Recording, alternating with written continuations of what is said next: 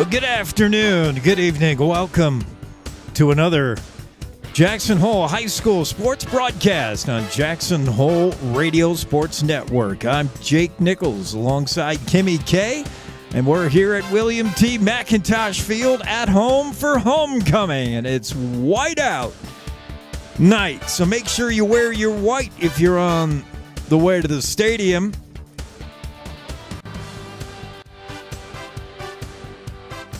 This is going to be a fun football game, and it should be very evenly matched and very important for both teams. I can't wait to get this one started. Going to be an exciting game. All the action brought to you by Mountain Alarm of Jackson Hole, the highest quality security, safety, and automation backed by the best customer service in the business. By WYDOT, the Wyoming Department of Transportation, keeping our highways safe. ServPro, Jackson Hole, faster to any disaster like it never happened. ServPro. Jackson Hole Ford, locally owned and operated dealership. Big O Tires, a reputation you can ride on. In the Target Plaza, Town Square Inns of Jackson Hole, including the Antler Inn, Elk Country Inn, Cowboy Village Resort, and 49er Inn and Suites. Blue Spruce Cleaners, green, affordable, convenient, and friendly dry cleaning service. And Silver Star Communications. Are you part of the Fiberhood? Jackson on homecoming, hosting the Evanston Red Devils. Evanston comes in ranked number 9 in the 3A with an overall record of 2 wins, 4 losses. They're 1-1 in conference. Jackson Bronx 3-3. Overall in the season, 1-1 in conference, ranked number 7. Head coach Steve Moore heads things for the Big Red, and it's head coach Keith Johnson matching wits on the other sideline for the Black and Orange. But it's white tonight, white out, homecoming. Evanston coming off a 50-0 beatdown at the hands of Cody up there in Park County. And the Jackson Bronx coming off a win in Green River where they blew a 21-point lead but hung in there, found another gear, and took the victory 35-21. We'll dig deep. Talk more in the pregame and also talk with head coach Keith Johnson. Right after these, more in the pregame on Jackson Hole Radio Sports Network. Hey Bronx fans, do you want the best security for your home or business? Well, call the local experts today at Mountain Alarm, a proud part of Pye Barker Fire and Safety. Mountain Alarm provides world-class fire, security, life safety, and surveillance, teamed with unmatched customer service and the highest-rated 24/7 monitoring. With our state-of-the-art systems, you can get text or email alerts in the event of an alarm or view live and recorded video on your smartphone, tablet, or computer. You can also remotely control your thermostats, lights, locks, garage doors, and so much more. Call 307-733-5844 or visit mountainalarm.com today to get a free assessment and no obligation quote on a new or upgraded system for your home or business. Experience Jackson Hole like a local while staying at the Antler Inn, Elk Country Inn, Cowboy Village Resort, or 49er Inn and Suites. With the best entertainment, dining, shopping, bars, and brews all in walking distance, you'll never want to leave. Call 1-800-4-TETONS or find them on the web at townsquareinns.com. You're watching and listening to live coverage of Jackson Hole High School sports on KZ95. Well, let's take a closer look at the two teams tonight, Jackson Bronx and the Evanston Red Devils, and this is a big, crucial game. Jackson comes in. I'll throw the stats at you, and it's a good time to take a nap if you're not a numbers person, but I'll try to make it palatable.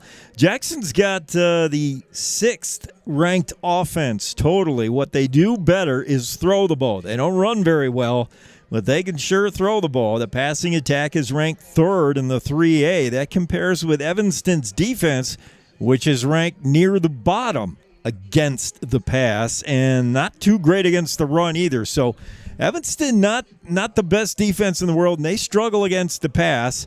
So we'll see if Jackson can take advantage of that. What Evanston does well offensively is run the ball, and they do it behind number 2, Braden Wallace. He is the top rusher in the 3A conference. He is a problem, and Jackson's got to tackle that kid and get him down to the ground, or it's going to be a long night. That's the two stories to watch. Can Jackson throw the ball against a defense that doesn't defend the pass very well? And can Evanston do what they've been able to do all year, and that's run number 2, Braden Wallace. We'll find out. Big implications in this game as far as playoffs. We'll talk about that in a little bit with head coach Keith Johnson, but I want to circle back to last week, that Green River game, and I asked Coach, which way do you think it goes when you have a young team that had a 21-0 lead at the half and watched it disappear in one quarter, tied at 21. Now, that can either, for a young team, that can leave them pretty shook. Or, if you do what Jackson did and find another gear, find a way to change momentum and reestablish the lead and get the win, 35-21, does that go a long way towards your maturity process? So here's what Coach Johnson had to say about his takeaways from Green River, blowing the 3-touchdown lead and then coming back to get the win. Yeah, I was glad in the end we went to that place. It was a dark place, and we had to all dig deep to come back out of it across the board. I was impressed that we jumped on the team as much and as early as we did. But in terms of building a football team, I saw us play a quarter, then I saw us play a half, and then last week we've played 3 quarters of a game. So what's the lesson? We got to play 4 quarters of a game, and we still haven't done that this year yet. So I'm hopeful that this is that week where we get all 4 quarters in. Yeah, definitely, Jackson could do no wrong for the first 2 quarters of that game. For the first half, everything the Bronx did was right. Everything Green River did was wrong. And then suddenly, 2 different teams came out of the locker room after the half, and everything Green River did worked out, and Jackson couldn't buy a thing. It was a really weird game, but Jackson gets the win. That's what's important. And part of the win, part of the accolades go to a couple of guys who changed position because they put team before self. And I talked to Coach Johnson about Colin Pape and Rigdon Hammond, both who played different positions and looked really good on defense. Here was the takeaway for Coach Johnson in Green River and some of the new players that stepped up last week. Yeah, they were good defensively and offensively. Pape moved from tight end to guard to help deal with injury to Tate, his ankle, and he played so well up front as well. But then defensively, he just hit another gear, and he said it's the most fun he's ever had. Rigdon and Noah Zalesnik popped back to linebacker. Connor Scott went to the other end, and then we put Jack Berze in the middle. And that, group, along with Roper and Matthias on the outside, was absolutely effective, I thought they played a great defensive game, and when we needed them, they came through for us. Case in point, Berze watching film, saw the screen, and backed up for the interception, and then the knockout blow was Rigdon doing the same thing. And then Noah Zalesnik got a fumble. So, all of them really impressive.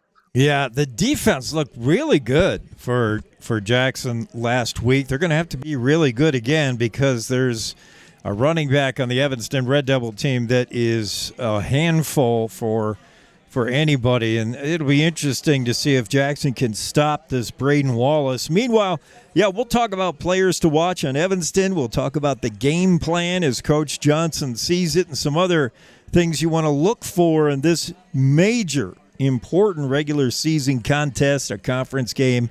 Kickoff coming minutes away. It's the Bronx pregame show on the Jackson Hole Radio Sports Network. Texting and driving. Texting and driving? Everyone knows there really is no and. You're either texting or you're driving. In other words, if you're typing or reading anything while you're behind the wheel, you're not paying attention and you're not in control of your vehicle. That's why law enforcement around the state is cracking down on distracted driving. Hey, Wyoming, let's put an end to texting and driving because we all know better. There is no and. This message was paid for by WYDOT.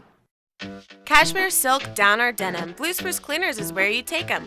We have a friendly, knowledgeable staff, eager and happy to serve you in 2 locations and on the road with daily pickup and delivery service and expert tailoring on site.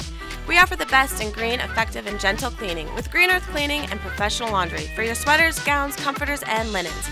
Blue Spruce Cleaners is a recognized reduce, reuse, recycle business leader, providing green, affordable, and friendly service to our community for over 20 years. Whatever the season, whatever the reason, Blue Spruce Cleaners. Back to the live action on KZ95. Here's Jake Nichols. All right, just about 17 minutes away from kickoff here at William T. McIntosh Stadium. This should be a fun football game. And we're taking a look at some of the keys to the game, some players to watch.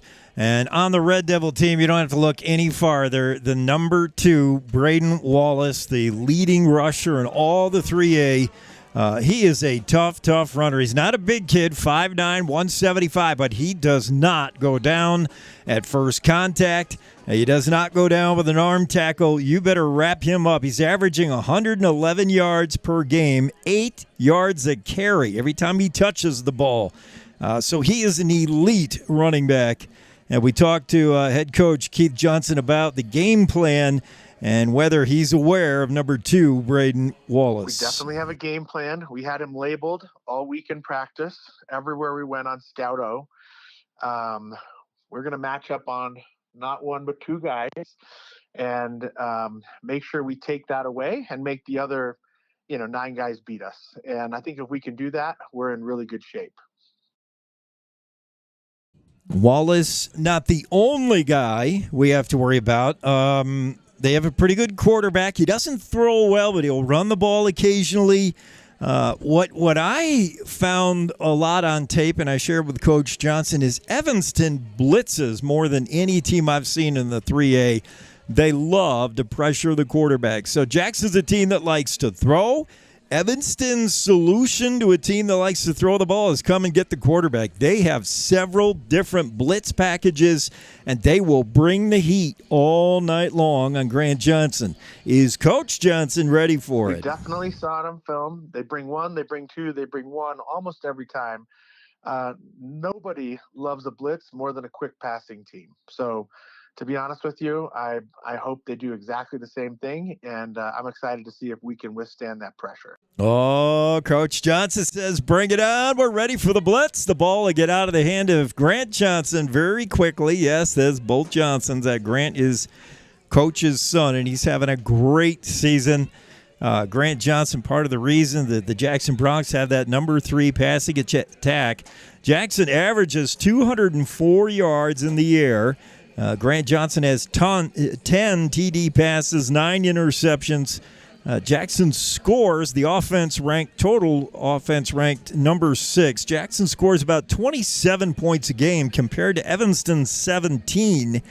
Yet both teams gain the same amount of yards on average in a game. So what does that tell you? Evanston gains about 285 yards, mostly on the ground. Jackson gains 285 yards a game, mostly in the air. And Jackson's turned those yards into points better than Evanston has. The Red Devils have to cash in when they're in the red zone. The Jackson Broncs defense has done a good job of surrendering yards between the 20s and then really stiffening in the red zone and making it tough to work down in the money zone. Players to watch for the Red Devils. We talked about Braden Wallace. Clayton Cook, a big tight end, sizable, 6'5", 215. He's going to factor into the passing game. So will Brooks Searle, the wide receiver, pretty good wide receiver. And you also hear Brecken Rich, the fullback, leading the way for running back Braden Wallace. Players to watch for these Evanston Red Devils under head coach Steve Moore. We'll talk about keys to the game, the all-time matchup records between these two teams, and much more when we come back. It's the Bronx Pregame Show on Jackson Hole Radio Sports Network. When fire, water, mold, or other damage threatens your home or business, hand the cleanup over to the company that stays with you every step of the way. The trained professionals at ServPro handle everything from commercial water loss to residential handyman services and everything in between. Call ServPro of Jackson Hole at 307-342-1400 anytime, day or night, to schedule an appointment. That number, 307-342-1400 for ServPro. High Country Linen Service has grown with its state-of-the-art facility to be the premier rental service for linens, uniforms, and entry mats. High Country Linen also provides wholesale janitorial supplies, paper products, and earth-friendly cleaning supplies to Jackson Hole, Teton Valley, and beyond. Call 733-2638 or come see us at 355 North Glenwood. On the web at highcountrylinen.com. This is KZ95 with live coverage of the Jackson Bronx. Oh boy, this is going to be a fun one. Sit back, buckle up, and get ready. What a fun game we got for you. This is as big as a conference game gets, as big as a regular season game gets. It's going to have a playoff atmosphere, not only because it's homecoming night for the Jackson Bronx, but because this game means so much with postseason implications. The all-time record between these two teams, Jackson holds the edge right now all-time, 5 wins and 2 losses in the last 7 meetings.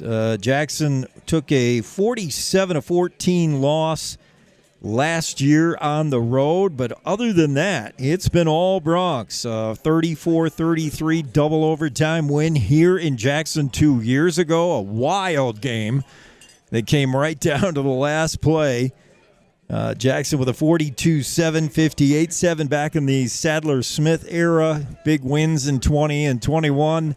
It's been Jackson dominating this series of late, although with the loss last year. Meanwhile, is there any takeaway from what the teams did last week?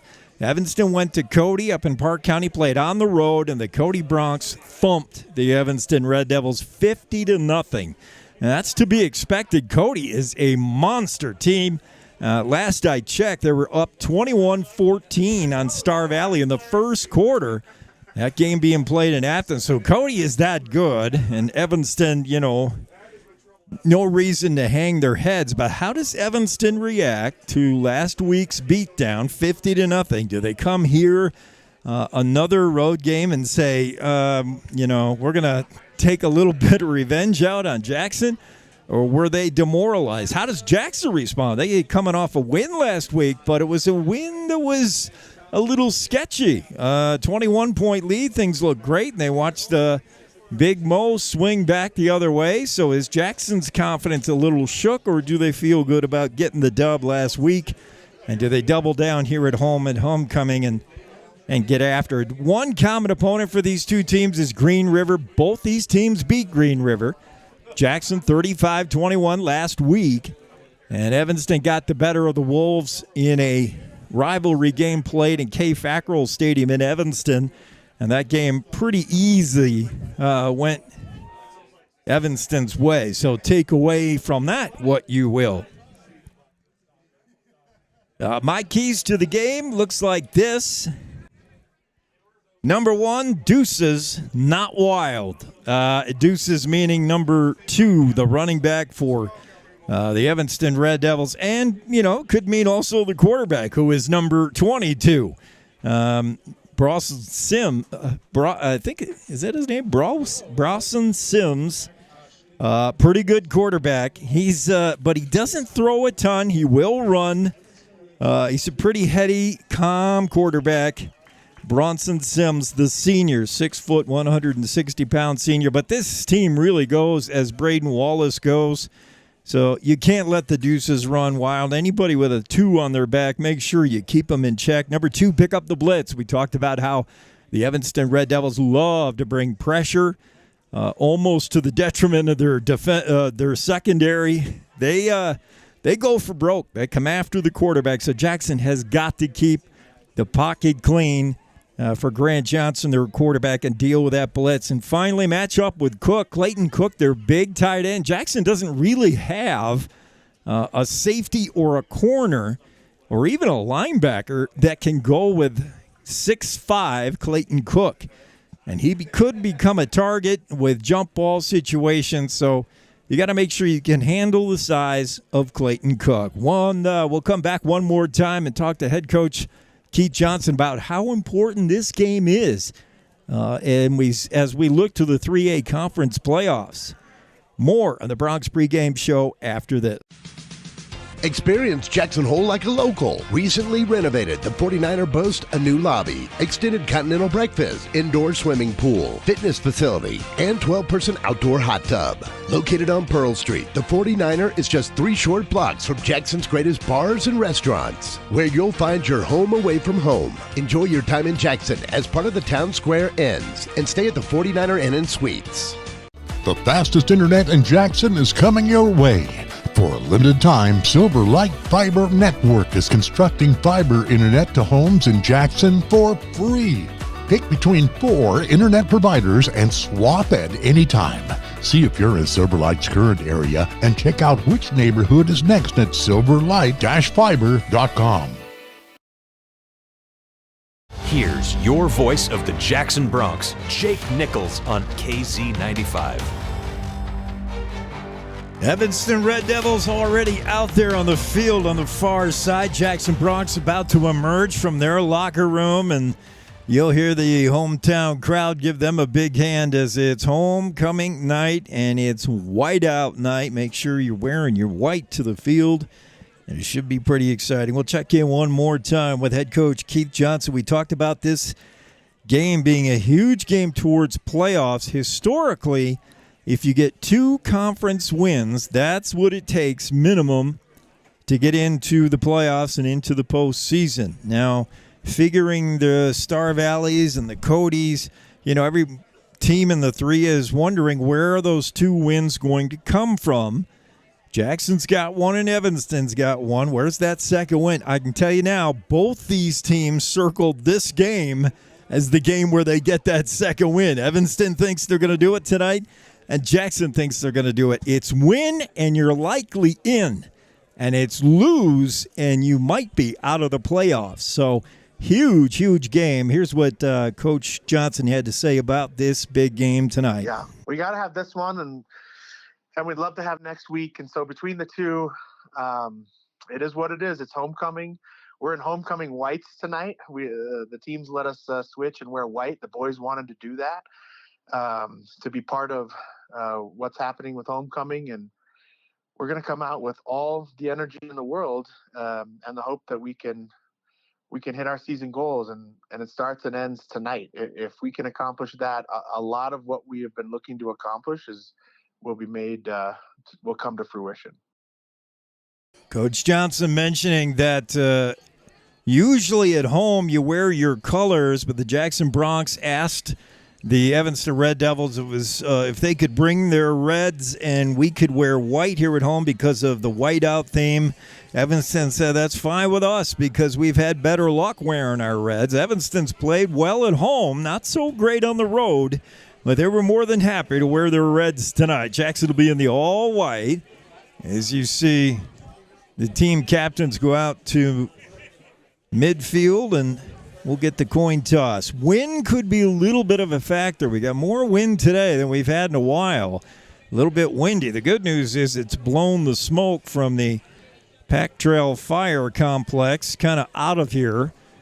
But it's also could factor into the passing game, perhaps even the kicking game. I was talking with Evanston announcer Elon Olive, and we both said we think this game will be close, number 1. And number 2, it could come down to a pair of threes. And that's the kickers. For the Jackson Bronx, of course, it's Alexi Balag, who is one of the best kickers in the 3A. And for the Evanston Red Devils is Jordan Mendez, both senior kickers and both very, very good. Well, actually, Alexi's a sophomore. But both very good kickers tonight with big legs. And if this one does come down to a game-winning field goal, it could come down to either guy wearing number 3 because they're both really good kickers. So I'll be interested if it gets that close Remember, 2 years ago, right here on this field, Evanston took Jackson to a double overtime with the Broncs coming out on top of that one. That was a fun game and a close game. Kimmy K has joined us. How you doing? You ready? I'm ready. Let's go for some football. Let's do it.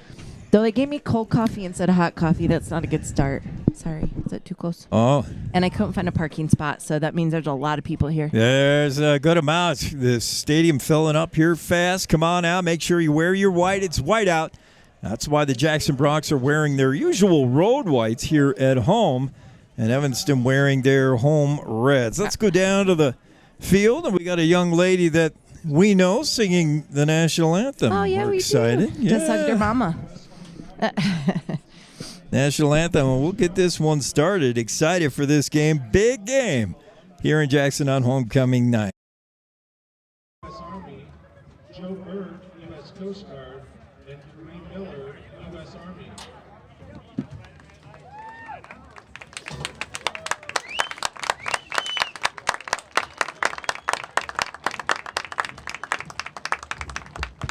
If you have not already risen, please stand and remove your caps at this time.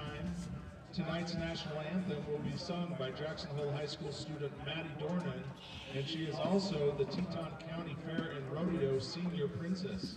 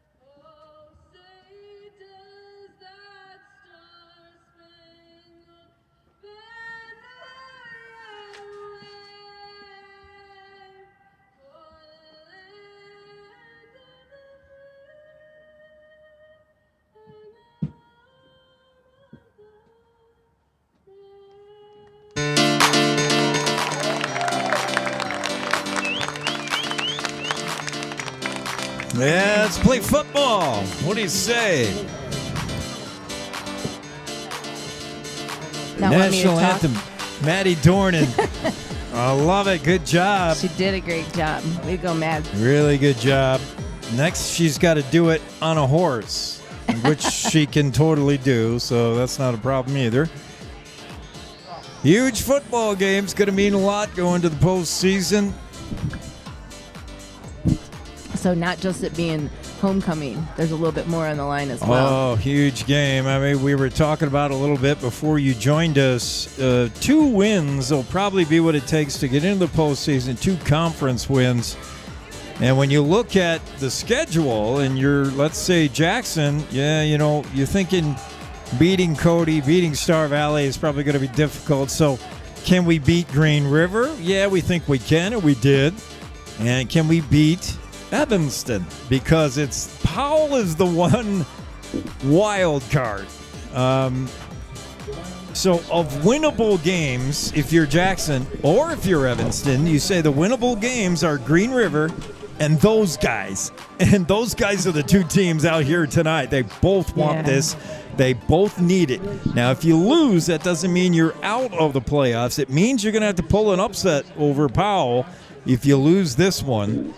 For Jackson, it would be a road game. Powell travels to Evanston and would play them at home. So Powell could be the spoiler wild card in the whole deal, but right now you can secure your own fate win, and you're very likely in. This is an important game. Looks like Evanston will kick off first. Jackson will get the ball first and then kick for the second half. Good to see Tate Wiley back. We did not see him last week. Yeah, looks like he's ready to go. Okay. Playing for Wiley last week was Colin Pape, who subbed in at guard and then played on the defensive line. That's why he had the different number. Pape's back to wearing the 44. He'll be the tight end. That's why he switched over to rather fill in than for a the little guard. bit, right? Not a permanent change.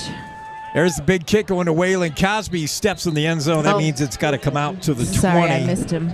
Did it the other side. And it'll be a touchback. Jackson with the football at their own 20-yard line to start the drive. They get the ball first, and as we said, prolific passing attack against a team that does not defend the pass well, but they love to blitz. So watch that rush.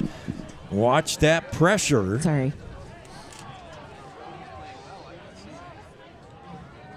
First and 10, Jackson at their own 20. Bronx came out firing last week in Green River. 21 first half points. Speaking of firing, 21-14 Cody over Star Valley right now. What? And Grant Johnson looking long on the first play of the game, and good coverage there. He intended for Tyson Kendall, but stride for stride with Kendall was the quarterback of the Evanston Red Devils, and a defensive back, Bronson Sims. He was right there with Kendall every step of the way. And Jackson going for it. And the first play of the game, airing it out, but it just wasn't there. And really a good thing that ball wasn't intercepted. 2nd and 10 now for the Bronx. Cosby in the backfield, 2 receivers split left, 2 to the right. Now Cosby in motion. Back to throw is Johnson. Little square out, bottom of your screen. Tyson Kendall cannot break that tackle, and he's pulled down, picked up maybe a yard. Kendall depends on breaking that first tackle whenever they run that quick out. But Marco Rosales, that's not Rosales, that's our guy, sorry. Brooks Searle, who's a good wide receiver for this team, would not let Tyson Kendall go. It's 3rd and 9 now. Johnson to throw, flushed out of the pocket. He's going to run it, and down he goes. He got back to the line of scrimmage, but that's all the Evanston pressure got there. And Jackson Bronx go 3 and out on their first possession. Evanston not known for their defense, but they look strong there. Jackson's going to have to punt it. Back to kick, Alexi Balog. And he'll be booming away to receive deep for the Evanston Red Devils. That's Braden Wallace, the all-star running back. And this kid, watch out. He's got speed. He's got moves, except it's not going to be Wallace. It's going to be Braden Searle on the near side, and he doesn't get much. He's out to the 45 is all. It'll be 1st and 10, Evanston at their own 45-yard line. So good field position for the Red Devils to start their first drive. Sorry, I was off on the camera. I was noticing Beckett Mayer in the stands, senior from last year. Kimmy, you're here to do a job. I know. Sorry. 10:43 to go with the first. Just underway. Student section filling in. Everybody wearing white. It's the whiteout. And it's homecoming here for the Jackson Bronx. They switch out the balls, and Evanston will start this drive at their own 45. Bronson Sims, the quarterback, number 22. And off his left hip is number 2, Braden. Actually, 2 men in the backfield. It's Wallace. Oh, fumble. Along with Breckenridge. That ball's fumbled. Who's got it? Evanston said they fell on it. Now Jackson says they got it, and they do. Woo! Jackson Bronx recover. Coming up at the bottom of the pile is Connor Scott. I was like, I saw a ball in a... Wow. That's the way to start a game. Big turnover. Connor Scott with the fumble recovery. It's Jackson Bronx. Whoa, wait a minute. Now they're pointing Evanston. No. It's not our ball. They're going to say Red Devil ball. Hold on. Man. Well, I guess the crowd doesn't get to decide who has the football. I saw... What? I don't know how that happened. It'll be 2nd down now and 14. A loss of 4 for Evanston, but more importantly for them, not a loss of the football. That would have been a killer right there for the Red Devils. It's Sims up under center. 2 running backs in the backfield, fullback and the halfback. The fullback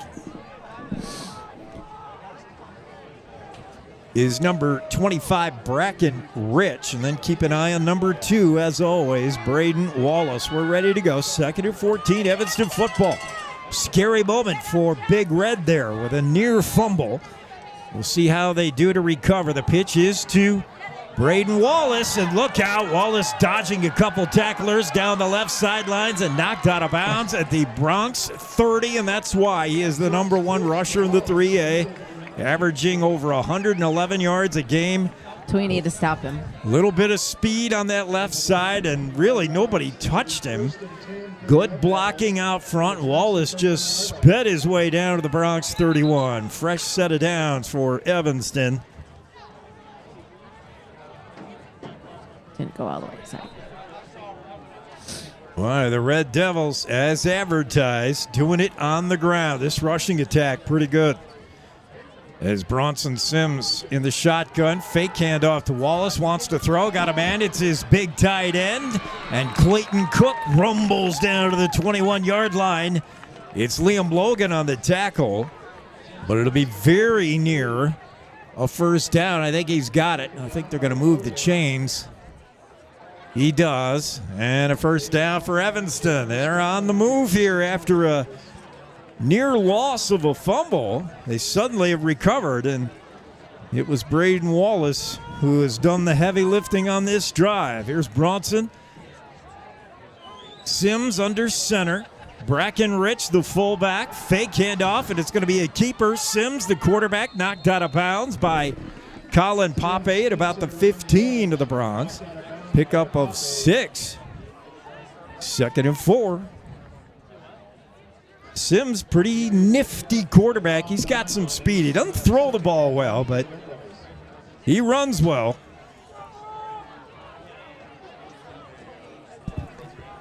Second and 4. Scoreboard showing 2nd and 1. I don't know about that. Maybe. My eyes could be failing me. Evanston brings it up to the line. In the shotgun is Sims with Wallace next to him. It's Wallace, right side, nothing doing. Jackson stacks that one up. It's Colin Scott. It's Jack Barazay first to meet Wallace. He loses a couple. And a good job of the Jackson Bronx to stuff the top runner there. 9:20 and counting in the opening frame. No score, just underway here in Jackson.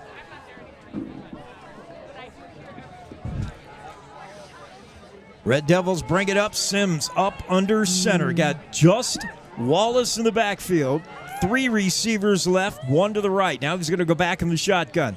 There's the pitch to Wallace. Looking left side. He's got a blocker out front. Tons of room. Look out. Knocked out of bounds inside the 5. It's a first down. Evanston, 1st and goal. And another run on that left side where nobody touched Wallace until he picked up at least 10. He is quick to gain the edge. Jackson has to set the edge and not let Braden Wallace get outside. The Bronx have done a good job of that so far this season, not letting speed runners get around the outside, but that's twice now Wallace has victimized the Bronx. 1st and goal at the 4. The snap and a give to Wallace. He fumbled. Wallace fumbled, and Noah Selesniak is on the ball. I believe Jackson is going to get this. Selesniak has it. What a key turnover. Oh, my. Braden Wallace never had a clean handoff. The exchange was bobbled, and right Johnny on the spot was Noah Selesniak with a fumble recovery. Jackson dodges a bullet and will take over at their own 4-yard line. That was huge.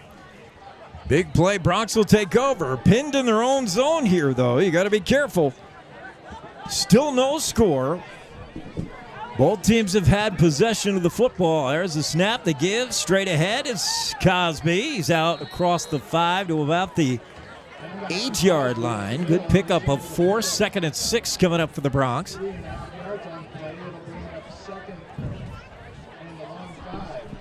8:30 to go in the first. Evanston has fumbled twice. They recovered the first and could not recover it the second time. We got to get out of here, though. I don't like us being down here. Grant Johnson gets a snap, gives to Cosby, and he's brought down immediately. In the backfield, loss of 2. Penetrating is Taryn Hawes, the 6', 220-pound senior defensive lineman. And he just got in and wrapped up Cosby's ankles. 3rd and 8 now for the Bronx. They're going no huddle, trying to hurry it up here. Empty backfield. Johnson wants the snap. Hard count. Doesn't draw anybody off. He's going to have to run a play here. Calls for a man in motion. Wants to change things up. Pape now going to the outside. Liam McPeak and Waylon Cosby will come to the near side. Tyson Kendall now moves to that far right side. Now they got things ready to go. They got to get that snap off. Go. And there it is. Johnson, look at the throw. Has time. Fires. Got a man. It's Tyson Kendall. Tyson Kendall across the 15 to the 16-yard line. A first down catch for the Bronx. And a big 3rd down conversion for Jackson. Huge. Bronx going to go no huddle again. They try to move the pace here against Evanston. Liam McPeak Logan doesn't know where he's supposed to be. Kendall now figures out where he's at. 2 receivers to the left, 2 to the right. Cosby in the backfield with Johnson. Johnson looks for the sidelines, double checks the play, and now Cosby moves to the left side of his quarterback, looking to throw his Cosby. Quick pass to Logan, and now a pitch to Cosby, and it did not trick Evanston, but it's good for a few yards. Pickup of maybe about 5. It'll be 2nd and 5 for Jackson. Jackson was looking for a bigger play than that. They ran that play to the short side of the field. They're on this near hash, so there wasn't a lot of room there for Cosby to run. Cosby in the backfield with Johnson. 2 receivers to the right, 1 to the left. Cosby claps for the snap. Fake handoff, play action pass. Got Liam Logan. He's flipped out of bounds at the 31-yard line, but that's good enough for a first down. Jackson moves the chains again. They're on the move.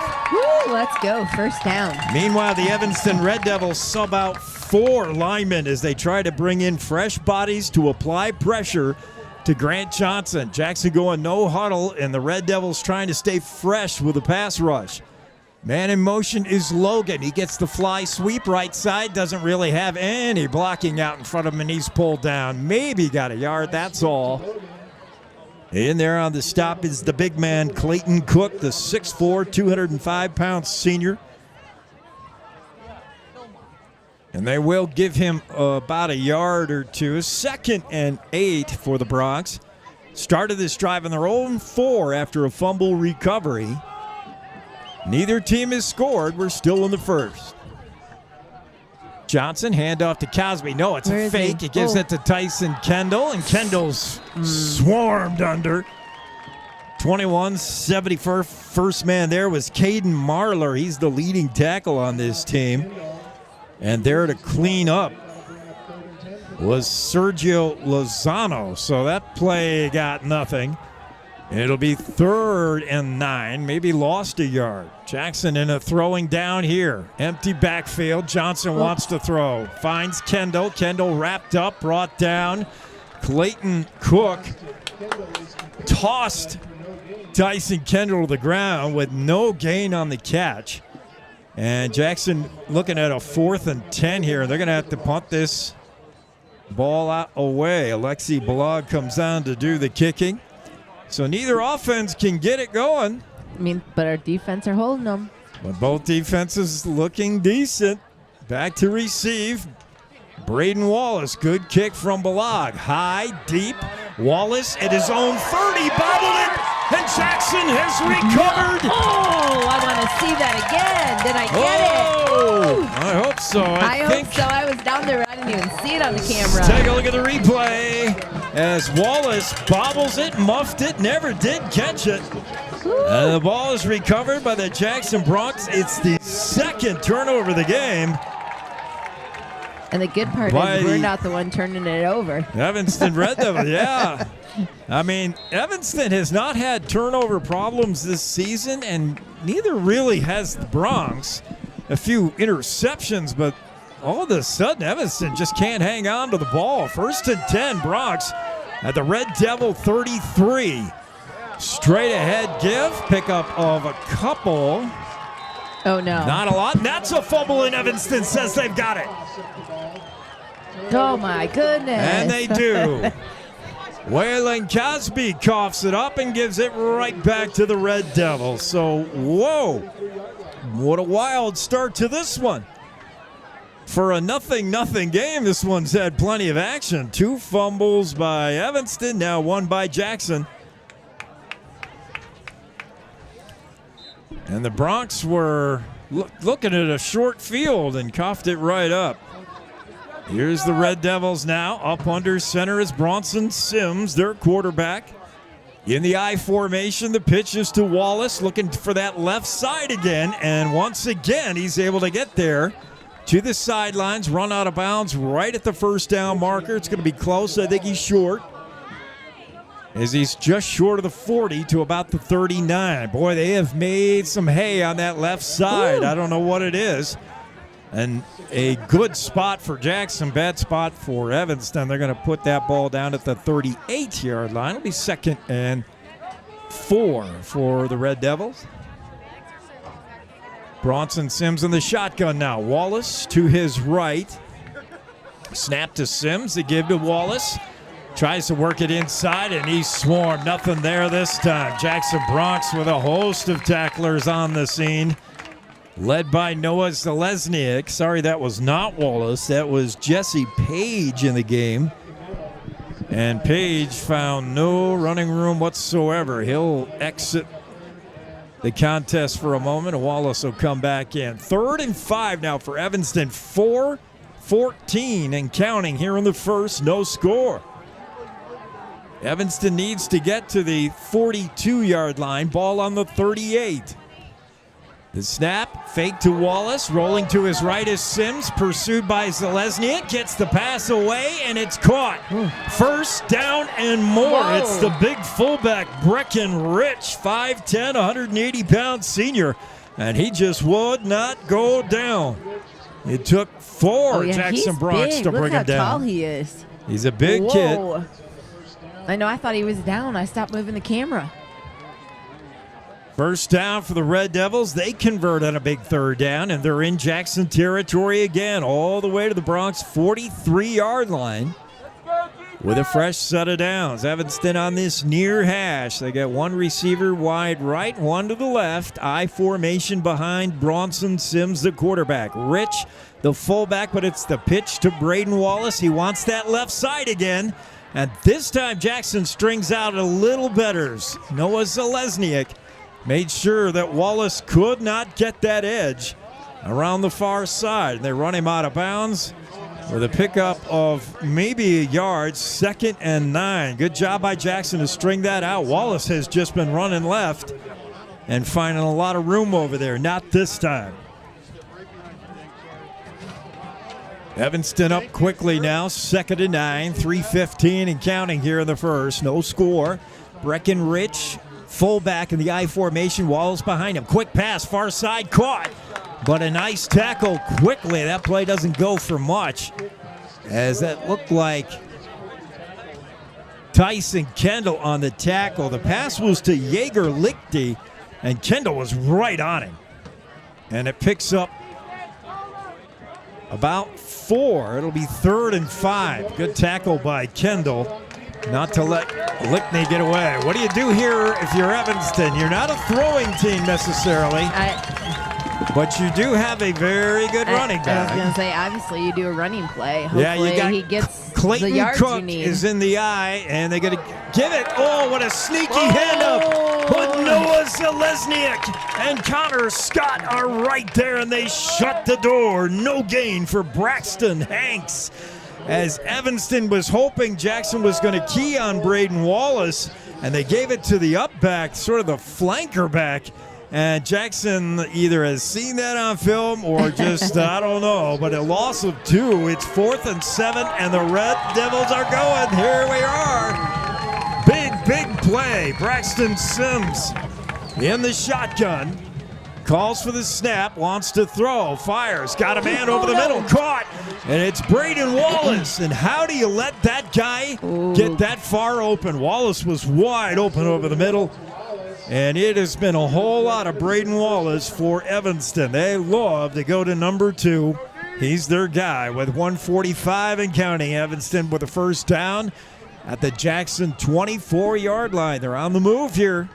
The Broncs have done a good job of surrendering yards and then stiffening in the red zone. Can they do it again? Oh, who knows? Ball on the near hash. Bronson Sims, the quarterback, pitches. It's Braden Wallace again, and Jack Barazay pulls him down at the 21-yard line. It's a pickup of 3. That'll bring up 2nd and 7. Good job by Barazay, as Evanston's figuring out all kinds of sneaky ways to get Braden Wallace the football. They faked that handoff to Braxton Hanks and went to Wallace, but Jack Barazay was right there. Under a minute to go. Evanston driving here. Knocking on the door once again in the red zone. Bronson Sims, the snap, wants to throw. Going to go near side. He wants it all. It's incomplete. Pass intended for Timber Fitch. It was well thrown, but good coverage on the play, and there was nothing doing. That play had no chance, and a good job on the coverage by Liam Logan. It brings up 3rd and 7 for Evanston. And keep close eye on number 2 right here, Braden Wallace. Again, 3rd down, 7. Evanston Red Devils trying to convert and keep the drive alive. Bronson Sims gets a snap, rolling left. Design run. No, he wants to throw. Incomplete. Where was it? Oh. And he wanted Braden Wallace, but close on the coverage with a good play was Jacob Roper. And that play had no chance. Incomplete. 4th and 7 now. And is Evanston going to think this is going to be a close one and bring out their kicker? They are. And I was speculating with Elon Olive that this could be a game of field goals because both these kickers are so good. Why take a chance? If you can get 3 points, it'll 3 be is better than nothing. 38-yard field goal off the left foot of Mendez. Can he put the first points of the game up? The kick is up. It is no good. Wide to the left. Jordan Mendez misses, and Evanston now has been down in the red zone twice. They fumbled on the 4-yard line last time. This time they have to settle for a field goal, and it's pushed wide left. Wow. Still no score here with 37 seconds to go in the first. Jackson Broncs have been a little less successful with their offense. Evanston's been able to move the ball well. Broncs have yet to be able to put together a sustained drive. The fumble by Cosby on their last possession was a killer. As Johnson is in the shotgun, calls for the snap, and it's a handoff, delayed run for Whaley Cosby. He's got 1, that's all. It'll be 2nd and 9, and that should do it for the first quarter. As Jackson faced with a 2nd and long. No score here in the first at the Willie T. Mack. It's a whiteout, and it's homecoming. I know. I tried to wear white, but I didn't like my white shirt, so. They will get another playoff here. Johnson with the snap, wants to throw, looking, can't find anybody open. Finally throws underneath. And the check down receiver is Colin Pape, but he is smothered immediately, and it's a gain of maybe 3 or 4. That's all. Good job by Bridger Roberts in the coverage, and that'll do it for the first quarter. After 1 here at the MAC, no score. We'll be back with the second quarter. You're enjoying Broncs football on the Jackson Hole Radio Sports Network. Hey Broncs fans, do you want the best security for your home or business? Well, call the local experts today at Mountain Alarm, a proud part of Pye Barker Fire and Safety. Mountain Alarm provides world-class fire, security, life safety, and surveillance, teamed with unmatched customer service and the highest-rated 24/7 monitoring. With our state-of-the-art systems, you can get text or email alerts in the event of an alarm or view live and recorded video on your smartphone, tablet, or computer. You can also remotely control your thermostats, lights, locks, garage doors, and so much more. Call 307-733-5844 or visit mountainalarm.com today to get a free assessment and no obligation quote on a new or upgraded system for your home or business. Your home for Jackson Hole High School sports is KZ95. Let's get back to the game. Back to the field, Jackson Bronx football, 2nd and 9. Well, 3rd and 6, sorry. 3rd and 6. I forgot about that last pass play.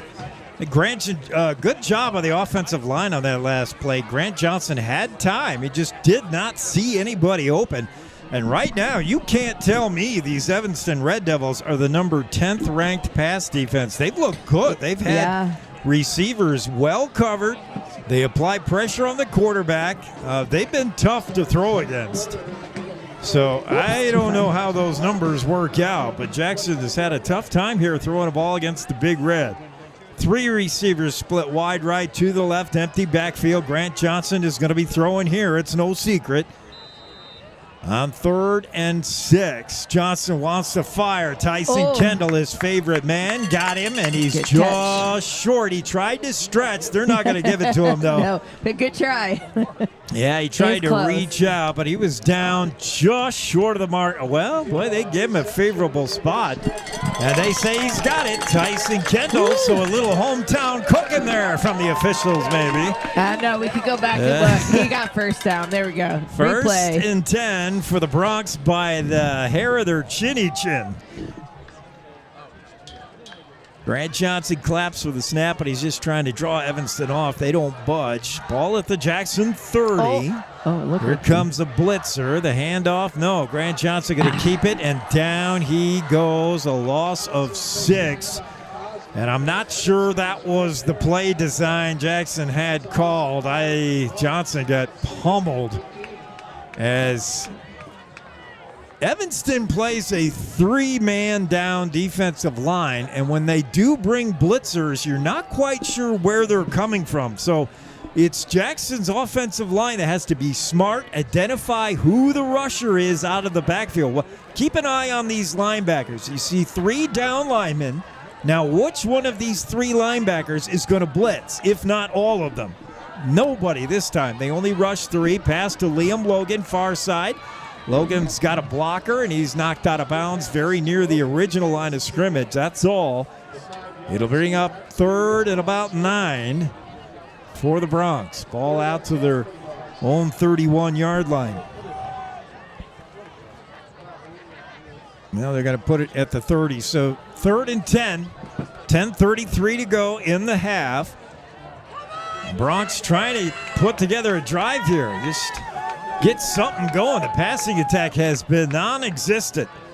Grant Johnson wants Colin Poppe. He's got him. Colin Poppe with a catch. Colin. Trying to break a couple of tackles. He does well to get to the 38, but he's a couple yards short of the first down, and a big decision time here. 4th and a yard and a half, depending on the spot. Yeah, it's going to be 4th and a long yard. Let's say a yard and a half. And the Jackson Bronx are going to go for it, I think. They have why just, not? Yeah, I would too. I would You're too right here. I mean, especially just the way it's been going. They've had to punt twice, and just go for it. Yeah, boy, that really could have a momentum swing if you don't get there. This is going to be a tough call. We'll see if Grant Johnson just goes with a hard count, tries to draw him, or will they run it? They go in a bunch package, and Johnson's going to sneak it, and he's got it. First down, Bronx. Grant Johnson. We haven't seen that all year long. Quarterback sneak. Nope, I saw a little tush push out there at the end, too. A little bit of tush push going. But Grant Johnson running behind that big offensive line, and they got a first down just outside the 40.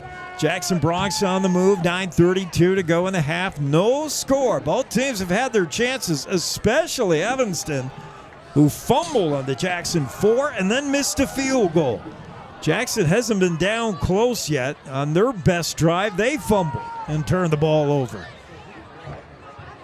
Blitz coming for Evanston, and down goes Waylon Cosby. That's the blitzer who got there. Cosby had no chance, and the Jackson offensive line is having trouble identifying who is coming. That was Jesse Page this time. The 5'11", loss of some yards. 185-pound senior Page gets in the backfield and tosses Cosby for a 5-yard loss. It's 2nd and 15. Tough play. You've got to pick up the blitzers here. Those two linebackers very aggressive, and they are coming. Both of them coming this time. Looking to throw. Colin Poppe is wide open. He makes the catch, and he's got a first down before he's hauled down, and Poppe is figuring large in the offense now. Carter Moore brought the big man down, but not before Poppe had a first down catch. Across midfield into Evanston territory to the 49. Jackson on the move here, and it's been Poppe as the receiving tight end that's been Johnson's favorite target. It's Cosby out of the backfield. He escapes one tackler, stiff arm, and he's down to the 44. And a pickup of 5. Strong run by Cosby. That ball was almost knocked down at the line of scrimmage, though, that pass. But Grant Johnson, just such a cool customer. He didn't worry about the rush, threw a nice pass to Cosby, floated it out there where he could handle it. And it's 2nd and 5 for the Bronx. Snap and the give to Cosby and a fumble, and Grant Johnson does fall on it. And man, it has been fumbleitis here in Jackson. A loss of 6. And it's now 3rd and 11 with 7.5 minutes to go. Ball is back in Jackson territory at the 49. So I don't know what happened there. Grant Johnson went to hand off to Me neither. I looked down Waylon like this Cosby. and Cosby never got the handle on it, and just a missed exchange. Another time that we saw the football on the ground. Back to throw is Johnson. Nobody open. Flushed out of the pocket. Now finds a man. Caught. Cosby. First down, Jackson. Good job by Grant Johnson to extend the play as he gets away from the rush and found his running back, the check down receiver, and a first down catch. The play good for 11. And a Jackson first down. Ball is at the 40-yard line of the Red Devils. Johnson in the shotgun. He saw something he didn't like, and he calls a timeout. I'm not sure what it was, but Cosby looked up, Johnson looked up, didn't like it, unless he got word from the sideline, but he immediately called for the timeout. With this timeout, it's a good time to remind you that Jackson Hole Ford is ready to serve you. I have my Ford pickup scheduled to go into the service department next week. I got an axle leak. Jackson Hole Ford's going to take care of it. Their service department is great staff. Come meet Louie, the friendliest greeting manager in Jackson. Do you have a Ford? Oh, no, not anymore. I did. You have a Ford. Meet Louie, the friendliest greeting manager in Jackson. And don't forget that service department with certified Ford technicians. Jackson Hole Ford sponsoring this timeout by the Jackson Bronx. They want to talk things over, something they didn't like as they're on the move here. Oh, actually, they called a timeout because it's 4th down. How did it get to be 4th and 1? Because I thought we had a first down on that Cosby play, but that's a bad spot. No, yeah. Well, maybe they're making up for the last. Oh, that's why. Oh, yeah. So that's why because they thought we had a first down, but we don't have a first down. Okay. Jackson was running no huddle. They ran up to the line thinking it was a first down like I did. And then somebody noticed that's 4th and 1, so hold on. We need a play call here and a big opportunity. Yeah. And keep an eye on the backfield. Big number 22 back there. They may just push it again. No, it's a handoff to big 22. And a first down running more all the way down to the 26-yard line. A bulldozer. That is Matthias Wilson. Let's take a look at that run again, as that guy does not go down easy.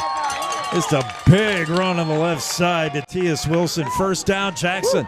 At the Evanston 26-yard line, handoff to Cosby. Going up the middle, he's sandwiched there. And down he goes at the 26, pickup of 1, 2nd and 9. With 6:30 to go in the half. No score. It's been a defensive battle. There have been some offensive movement, but whenever things got tough, the defense got tougher. And there's been fumbles. Johnson to the backfield with Cosby asking for the snap, wants to throw, looking for Pape. Now he changes his mind, and the pass to Cosby is in and out of his hands, incomplete. In on the coverage, very close and good coverage, was Breckenridge. Johnson looked up. He wanted his big tight end again, but Pape was well covered, and he went to the check down Cosby, and Cosby just kind of bobbled it. Probably a good thing. He wasn't going anywhere. Breckenridge was right with him. 3rd and 9 now for Jackson.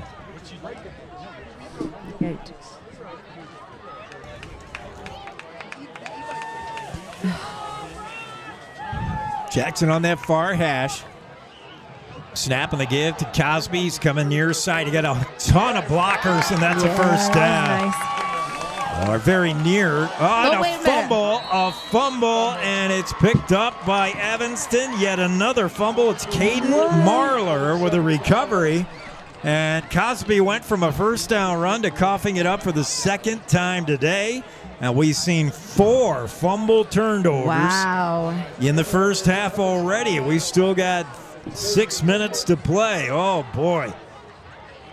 Every time, both teams, every time they look good on a drive, they just coughed it up. I've never seen a case of fumbleitis like this. 4 turnovers by fumbles. Evanston takes over at their own 32-yard line. 1st and 10, Sims up under center. Pitches to Wallace, coming on his favorite left side again, but this time he's wrapped up and brought down with a pickup of 3 there to get him quickly. Was Roper, Jacob Roper on the tackle. It'll be 2nd and a short 7. 5:40 to go in the first. No score. Homecoming night for Jackson. The whiteout. Jackson in their road whites here at home just because it's whiteout Friday.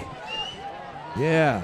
Sims with 2 running backs in the backfield. Sims hands off to the fullback. Straight ahead, plowing his way across the 35 to the 37-yard line. Still short of the first down, but a yard away now. So it'll bring up 3rd and 1. That was the fullback, Breckenridge, I believe, on the carry. So 3rd and 1 for the Red Devils. Jackson needs a stop here. They were on the move, but fumbled it away. Evanston going to go quarterback sneak, and they've got it as that big offensive line pushes the pile, and Bronson Sims has plenty. He's out towards the 40. And a first down for Evanston. They'll put it across the 40 to the 41, and the Red Devils on the move here. Both defenses have bent a little, but haven't broken. And then the 4 fumble turnovers is the reason why there's 0s on the board still. Evanston, 3 receivers right, 1 to the left. In the backfield is Braden Wallace, the 3A's top rusher, along with Bronson Sims. Sims with a snap. They give this to Wallace, working his way left side. Down he goes. That's not Wallace, sorry. As they're giving Braden a little blow. That's Braxton Hanks, the junior. And Hanks picks up about 4 on the play. We'll give him 5, I guess. 2nd and 5. Evanston coming in as advertised, keeping the ball on the ground, rushing the ball. And Braden Wallace has been very good. Sims with Braxton Hanks in the backfield with him again. Rolling right, throws, wants Braden Wallace. Got him, caught, and he's pulled down by Zalesniak very near the first down marker at midfield.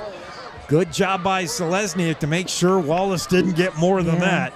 Every time that kid touches the ball, if you hold him to 5 yards or less, it's a win.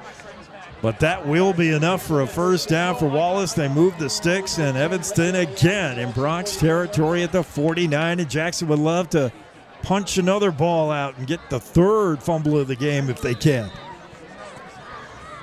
Watch Braden Wallace. He's lined up in the slot here on the near side as a wide receiver. The snap, fake handoff, rolling right is Sims, going to keep it himself. And he's knocked hard out of bounds, and there's a flag. That might have been a late hit. As Sims picked up 5, but it was Matthias Wilson who made a late hit out of bounds, and the flags went flying. And we'll see if that is indeed unnecessary roughness or a hit out of bounds. Ooh, ouch. Colin Pape was also in pursuit, but it was Wilson, I think, that made the hit. And it is on Jackson, and it is a personal foul. So, yeah, that's got to be the call. This is going to hurt. This 15-yard march off here. It'll give Evanston, obviously, a first down. It'll move the ball deep into Jackson territory, inside the 30 to the 29. Well, they'll put it right at the 30.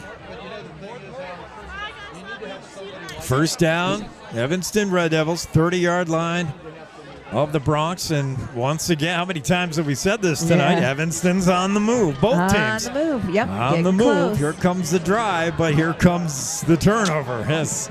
Yeah, well, it's if happened. it falls, yeah. It's going to be a turnover if it follows the pattern it's been so far. Yep. A long break here. What's going on? Did somebody call a time? They must have. I didn't see a timeout, but I was watching at that point. Just a long delay here. That's why the refs pushing the... Well, they're showing one timeout for the Bronx, so they must have called one. Okay. They're down to just the one timeout. Evanston has all 3. And we're ready. Penalty maybe to remind the boys to get their head in the game and ready to get back to the action. Yeah, Bronson Sims in the shotgun this time. Back to throw. Wants a man. He's got a man wide open and overthrown. Oh my! Matthias Wilson was the closest man in coverage. But they almost hit that one, and that would have been deadly as Jaeger Lichty got open on that far side, and a little coverage mismatch there. I don't know that Matthias Wilson can run stride for stride with Lichty, and I don't know why you got your big linebacker on Lichty anyway. That was a mismatch, and Evanston missed that chance.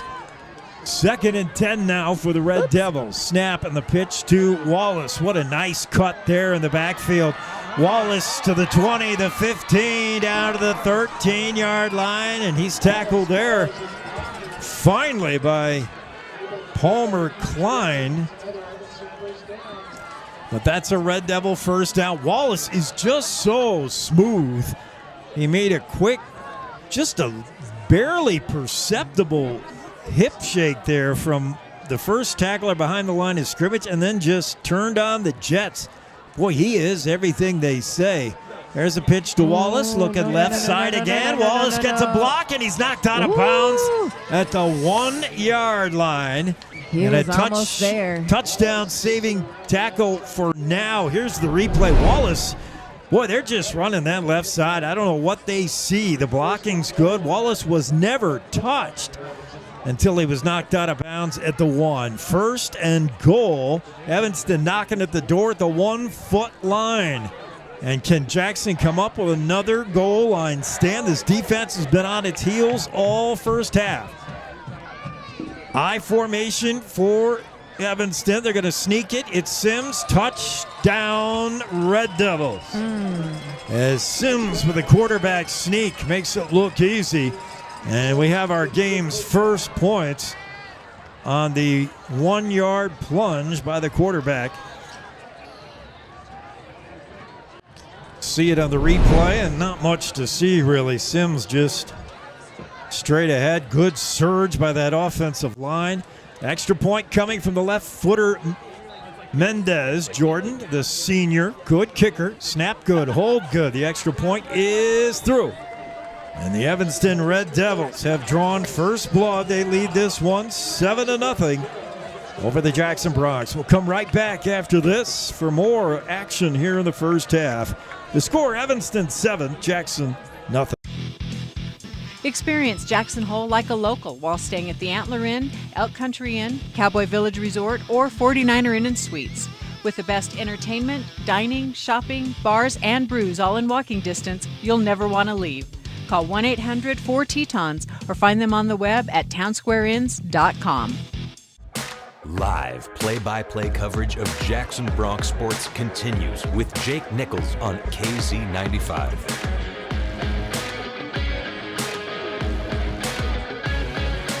Oh, see if the Jackson Bronx have an answer. They have time with just the one timeout. 2:26 to go in the half. Jackson trails now for the first time 7-0 as Evanston puts together a long multi-play drive and managed to do something neither team's been able to do, not fumble.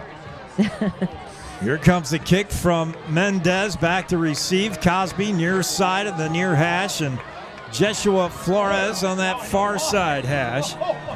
Mendez, usually line drive through the end zone kind of guy, and that's what he does again. He bangs this one into the back of the end zone. Looks like he was kicking it towards the ref back there. Yeah. Thought maybe the ref was going to catch it. It looked like he was trying to kick a field goal from his own 40. So the clock stays there at 2:26. Jackson's going to have to go 80 yards in 2.5 minutes with one timeout. The Bronx have been able to put some plays together, but the offense just has not been able to develop a rhythm. Waylon Cosby has fumbled twice, so they got some things to fix here. And the shotgun is Johnson. They give to Cosby, left side. He's got a little bit of room, and he's dragged down just short of the 25. Pick up a 4, 2nd and 6 coming for the Bronx. I don't know they have time to just run the ball here as they go no huddle, trying to move quickly. It's Chase Brunner to the bottom of your screen, split wide right, 3 receivers to the left. Johnson going to hand off again. This time it's Flores, first down run. I believe that's Cosby again. And Cosby's got a first down. He needed 6, picked up 7. The ball just across the 30 to the 31-yard line. Jackson on the move, but the clock working against them. Under 2 to play. Blitz coming. Evanston, it's picked up. There might be holding, and Johnson is down. That was 23 coming on the blitz, and I think he got held, but no flag. Meanwhile, Johnson sacked anyway. Jesse Page was coming on the blitz. Johnson all the way back to the 25-yard line. And it's 2nd and 17 now, and Jackson's going to huddle, and they look content to burn clock now. They don't want to give the ball back to Evanston, who has 3 timeouts remaining.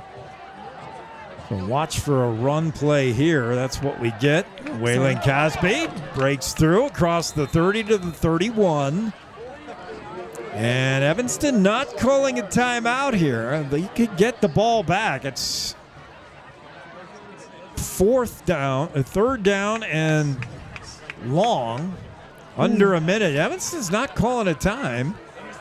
I'm kind of surprised. Maybe just, Johnson, the quarterback, was going to come off the field, and Tyson Kendall pointed the clock. He said, we got to run one more play. Come on, that's to make it long. Yeah, 3rd and 10. Johnson looks to throw over the middle. Got Colin Pape. Pape's out to the 44-yard line before he's stacked up. Now, which team wants to call timeout now? The Red Devils probably not. The Bronx could. And they have 34 seconds on the clock. They do not. They just look to set it up again. 1st and 10, Jackson. They want to throw. Johnson, look out. Rush coming. Pass over the middle. Tyson Kendall caught at the Evanston 40-yard line. Meanwhile, Johnson was nailed right after he threw it, but he's okay. And with the first down, the clock stops momentarily. And roughing the passer on Evanston. Woo! Yeah, that Grant Johnson took a shot. And that's going to tack on some yardage. And now all of a sudden, Jackson was going from running the clock out to, hey, we might have something here. We might get a score right before this half. Let's go. They'll mark this down to the 25, I would believe. No, they're going to put it just inside the 30 to the 29-yard line. Jackson has 27.5 seconds to work with one timeout. You can still throw the ball over the middle. You can still potentially run, but I think you got to have more urgency than that. You still got Cosby in the backfield. Timeout here, and that's got to be Evanston. It is. With the timeout, we'll go as well. This is starting to get tense. Red Devils up 7-0, but Jackson on the move. We'll be right back after these. You're enjoying Bronx football on the Jackson Hole Radio Network. Texting and driving. Texting and driving? Everyone knows there really is no and. You're either texting or you're driving. In other words, if you're typing or reading anything while you're behind the wheel, you're not paying attention and you're not in control of your vehicle. That's why law enforcement around the state is cracking down on distracted driving. Hey, Wyoming, let's put an end to texting and driving because we all know better. There is no and. This message was paid for by WYDOT. You're watching and listening to live coverage of Jackson Hole High School sports on KZ95. Well, I was kind of thinking it'd be a high-scoring game. Not so far. 7-0, Kimmy, with the half almost here. Could be 7-7 at halftime. Could be. This is getting close. So. Jackson moving the ball here. They got a 1st and 10, 23 seconds. Evanston wanted to call the timeout just to get that defense a chance to regroup and catch their breath as the Bronx hit 2 big plays. Colin Pape over the middle. He's had a big night tonight for Grant Johnson. And Tyson Kendall with a big catch there. Kendall has been blanketed tonight. Don't think Evanston doesn't know that number 1 is the number 1 receiver for the Bronx. He's had very little room to work, but it has opened up things underneath for Colin Pape, who's made some big catches for Jackson. Okay, let's go, Jackson. First down ball at the 29-yard line of Evanston after the roughing the passer call, tacked on 15 to the big Tyson Kendall catch. Cosby in the backfield. Grant Johnson, 2 receivers to the right, 2 to the left. He wants to throw. Looking near side, right side is Waylon Cosby out of the backfield. Not a lot there. He's pulled down at the 28-yard line. Timeout, Jackson. They got to call it right away. They didn't want to burn it there, but they had to. Yeah, he tried to get out of bounds, you could tell. And he tried for a bigger play. Yeah, and I think that was, again, another check down. I think Johnson just didn't have anything, and he went to his running back out of the backfield. And Cosby has had very little room to run on those little swing passes, those catches. This linebacking core of Evanston is much better than the statistics would show, as this defense has been really good, obviously, holding Jackson to nothing right now so far. Ball at the Evanston 28. Jackson is out of timeouts with 20.8 seconds left in the half. Bronx trying to get something out of this. They're still not quite in field goal range, even for Alexi Balog's strong leg.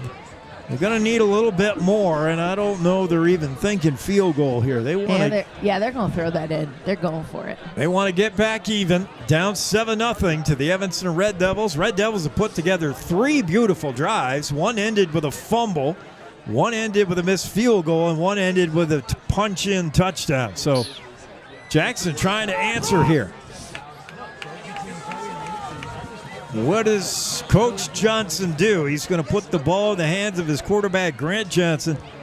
See if he can't find somebody open. Again, watch for the usual suspects, Tyson Kendall. It's Liam Logan, Tyson Kendall, and Colin Pape split wide to the top of your screen left. Meanwhile, Cosby and Brunner to the right. Quick throw, it's Brunner. Chase, not a lot of room, but he will get down inside the 15 to the 25 to the 24. Jackson trying to hurry up, get to the line of scrimmage. We're down to 7 seconds. And they will spike it. Good job. Jackson's got one last play remaining, 5.9 seconds if that's what they leave on the clock. And they will try a field goal here. Alexi Balog comes out. They'll place it at the 31. It'd be a 41-yarder, well within his range. We've seen him hit from 50. Snap is good. The hold down. Balog's kick is blocked. Oh, no.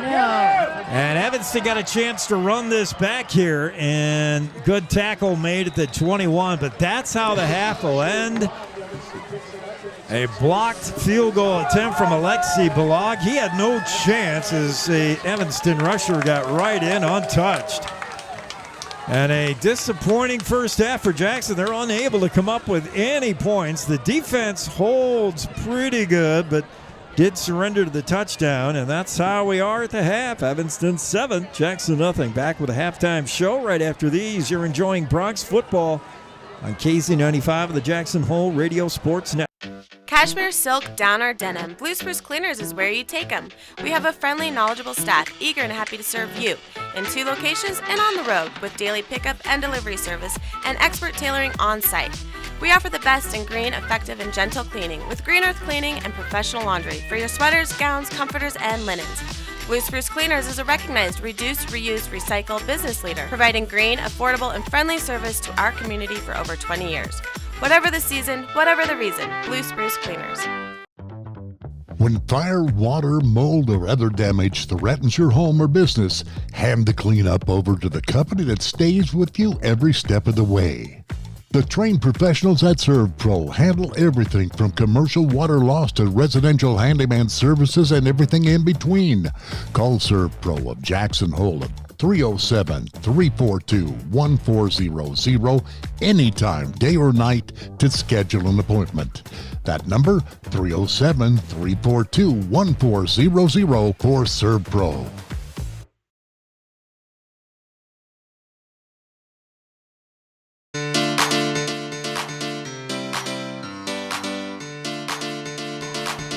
We're back here at the half in William McIntosh Stadium as you see the dance team, cheer team. Who are they, Kimmy? Dance team. Dance team, okay. We'll keep an eye on them as we wrap up this first half for you, the halftime show. So far, Evanston Red Devils have done a couple things out of character and better than I thought. The pass defense has been very good. Grant Johnson, who has been able to throw on just about every team we've seen, has had very little receivers open. He's hit a few to Colin Pape. That combination is working a bit. But Tyson Kendall's been quiet. Liam Logan, Liam McPeak have been quiet. Yeah. And Cosby has not been terribly impressive to cough the ball up twice with fumble turnovers. So this Evanston defense is keeping Jackson in check so far. Meanwhile, the Jackson defense also playing well. We knew coming in, Braden Wallace, the conference top rusher, was going to be tough to contain. He has got his yards for sure, but Jackson has tried to keep the Red Devils out of the end zone. A couple of good red zone goal line stands by the Jackson Bronx, but just too much pressure, and Evanston finally punched it in. It's 7-0 at the half. Braden Wallace, he's been all that for the Red Devils, that running back. Pape's had a good game at receiving tight end for Jackson. What do you do if you go into the halftime now and your coach, Keith Johnson? What a difference from the half it was last week in Green River. You went into the locker room, you're up 21-0. Coach Johnson's all smiles, and then you come out in the third and the game just blows up on you. But, Now, do you get the same thing here? You haven't played well. You're down 7-0. Do you go into the half and suddenly do you come out a different team? I hope so. And if so, how? What is Coach Johnson telling him, Kimmy? I mean, it's not like they're really... I mean, I've seen other games where we've had more penalties, more mistakes. I don't really feel like that's what I'm watching out here. You're over there too much. Yeah, there we are. I don't feel like they're, they got to continue to come out and do what they're doing and working the ball down. I mean, I don't feel like there's been penalties or mistakes on our part. That It's not been the Jackson Bronx best half, but it's not been their worst. No. And the 2 turnovers didn't help, but it's been Evanston's defense. They've been very good. And even when Johnson finds receivers and hits them, the tackles are made immediately. Evanston defense has impressed me. They were not supposed to be this good coming in. All the stats show that the Evanston Red Devil defense overall surrender 154 yards in the air on average. That's number 10. Rushing, they don't even rank because they're not good enough. The defense gives up 21 points a game. It's just surprising. I mean, this is not the Evanston defense that was advertised, but this is the running back that was advertised, and Braden Wallace. He's looked really good. He's just got something extra special, and they've been hammering that left side. If I'm the Jackson Bronx, obviously we knew coming in you got to stop number 2. Now what you see after the first 24 minutes of play is when number 2 gets the ball, he likes the left side. They love the left side of that offensive line. You've got to do something and bring Braden Wallace down. You can't let him run like this. And put the ball in the hands of Bronson Sims, the quarterback, and take your chances, because Wallace says he's getting his yards tonight. Let's just say that. Meanwhile, Grant Johnson, he's got to figure something out in the passing game. He's his check down. Credit Grant Johnson. You got a team that blitzes a lot, team that brings a ton of pressure. Johnson has remained cool and checked it down, but when he does, Red Devils are right there to make the tackle. How many times have, Johnson found Cosby out of the backfield and just Cosby's tackled immediately? It's Red Devils been really good on defense. I'm impressed. We'll see what changes Jackson can make. It's homecoming night, and they would sorely hate to drop one here at home. Only one home game remaining here in Jackson. It closes out the season against the Cody Bronx, who are in a wild one right now as we look at the out-of-town scoreboard. This is a game that was 21-14 in the first quarter. Just down the road in Afton, where it's also homecoming night for the Star Valley Braves. Star Valley was down to Cody early, 21-7. They scratched their way back. That score right now currently is Star Valley 42, Cody 35. What a wild shootout that is. Douglas leads Rollins 7-0 on the out-of-town scoreboard. Torrington all over Buffalo. You battle of two number 5 teams. Torrington 21, Buffalo 7. Right here, of course, Evanston leads Jackson 7-0, and Powell has a 21-14 lead over Green River. That's a fun contest to keep an eye on. So that's the out-of-town scoreboard. More of the halftime show coming up in a bit. You're enjoying Bronx football on the Jackson Hole Radio Sports Network. High Country Linen Service has grown with its state-of-the-art facility to be the premier rental service for linens, uniforms, and entry mats. High Country Linen also provides wholesale janitorial supplies, paper products, and earth-friendly cleaning supplies to Jackson Hole, Teton Valley, and beyond.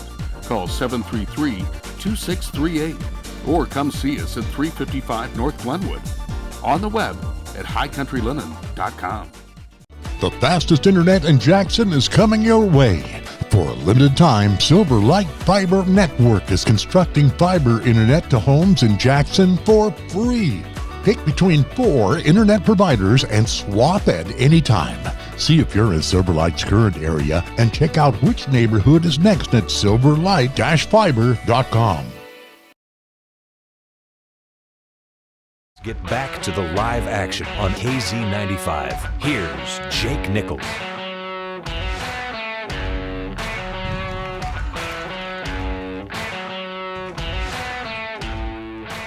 We're back to the MAC. It's halftime. Jackson trails 7-0. Who would have thunk this? I thought it'd be close, but I thought it'd be high scoring, and maybe wrong on that count. The high scoring is not happening. That is true. But maybe, I was wondering last week if Jackson, how shook their confidence might have been watching a 3-touchdown lead vanish in the matter of one quarter. The third quarter was dreadful for the Bronx. That was sad. So maybe that scared you, and you learn to find a way to swing momentum, because that's a lesson you're going to have to apply right here. Jackson has had not the momentum tonight. It's been all Evanston, really. Jackson's done some good things, but in my mind, Evanston really has controlled this game exactly like they want to. They're playing a classic road game away from K-Frackrell. They look good. They ball possession. They're keeping their defense off the field. And Evanston has done everything they want to do. You don't change a thing if you're the Red Devils. If you're Jackson, you've got to find a way to do what you did last week, and that's turn the tide, turn that momentum in the third quarter. Green River, everything they threw up worked, everything they did worked, and everything Jackson tried didn't. Yeah. And it was a dreadful 12 minutes, but the Bronx found a way to flip the script. They got to do it now because they're down 7-0, and right now Jackson just cannot get it going. And so we got to flip the script again, but for in favor of ourselves. Well, yeah. Yeah, I mean, that's what I mean. Like, we don't want to flip the script like we did last week. We want to flip it like we did, Yeah, we gotta turn it around with the 7-0. We'll make one more check of the out-of-town scoreboard, and I think I might have one more interview clip with our coach, Keith Johnson. Or we might have played them all in the pregame. I'm not sure. But we'll be back with more action here as halftime winds down. It is the whiteout homecoming night here at the MAC. If you got time to get down here, come on down and enjoy the game. But a beautiful evening for football. And Jackson wearing their home whites because it's whiteout. Homecoming, Jackson Bronx. They're down 7-0, and they got to turn things around. Coming right back with more action and the start of the second half right after these words. You're enjoying Bronx football, the Jackson Hole Radio Network. Hey Bronx fans, do you want the best security for your home or business? Well, call the local experts today at Mountain Alarm, a proud part of Pye Barker Fire and Safety. Mountain Alarm provides world-class fire, security, life safety, and surveillance, teamed with unmatched customer service and the highest-rated 24/7 monitoring. With our state-of-the-art systems, you can get text or email alerts in the event of an alarm or view live and recorded video on your smartphone, tablet, or computer. You can also remotely control your thermostats, lights, locks, garage doors, and so much more. Call 307-733-5844 or visit mountainalarm.com today to get a free assessment and no obligation quote on a new or upgraded system for your home or business. Experience Jackson Hole like a local while staying at the Antler Inn, Elk Country Inn, Cowboy Village Resort, or 49er Inn and Suites. With the best entertainment, dining, shopping, bars, and brews all in walking distance, you'll never want to leave. Call 1-800-4-TETONS or find them on the web at townsquareinns.com.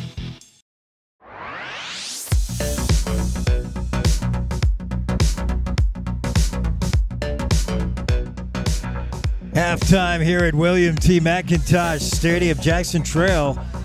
The Evanston Red Devils 7-0. Got to turn things around. The big old scoreboard showing the wrong numbers, or at least the numbers in the wrong places.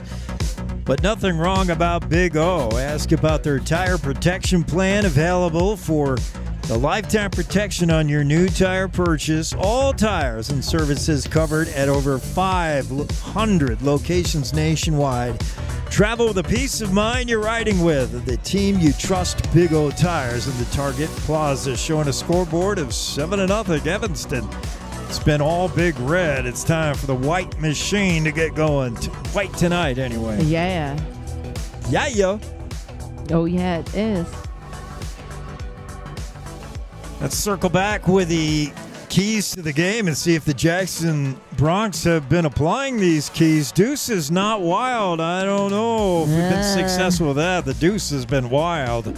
The deuce has got loose. Braden Wallace having a big game for the Evanston Red Devils. They gotta get to him. Pick up the blitz. Yeah, for the most part, success there. Johnson's been sacked a couple of times, but even he's a hard guy to hurry. He's so calm in the pocket. Yeah, it doesn't seem like a blitz is going on. And he hasn't made any rash decisions, but the blitz has been problematic. A couple 3 sacks.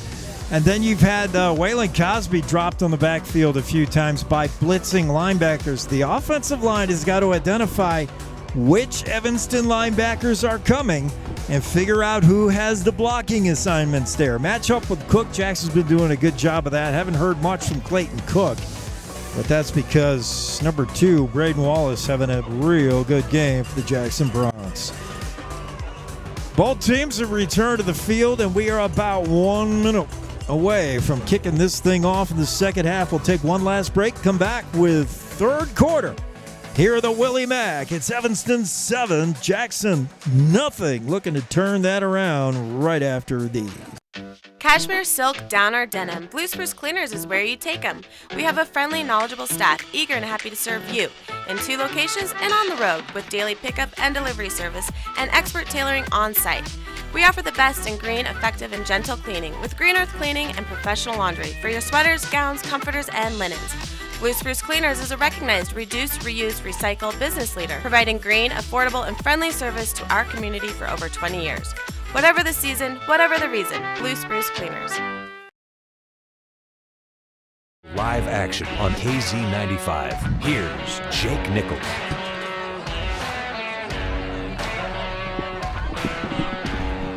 Now the Bronx got a few things to figure out if they're going to get back in this one. And the Evanston Red Devils just keep on keeping on. They're playing a really good road game. And they look solid, but I got a feeling that they're just hanging on. I think Jackson can break the seal. They could pierce the armor here in a minute. You got a little more excitement going. It's homecoming. Some of the guys, are out there and have to wait at halftime to represent, be part of the homecoming corps that does.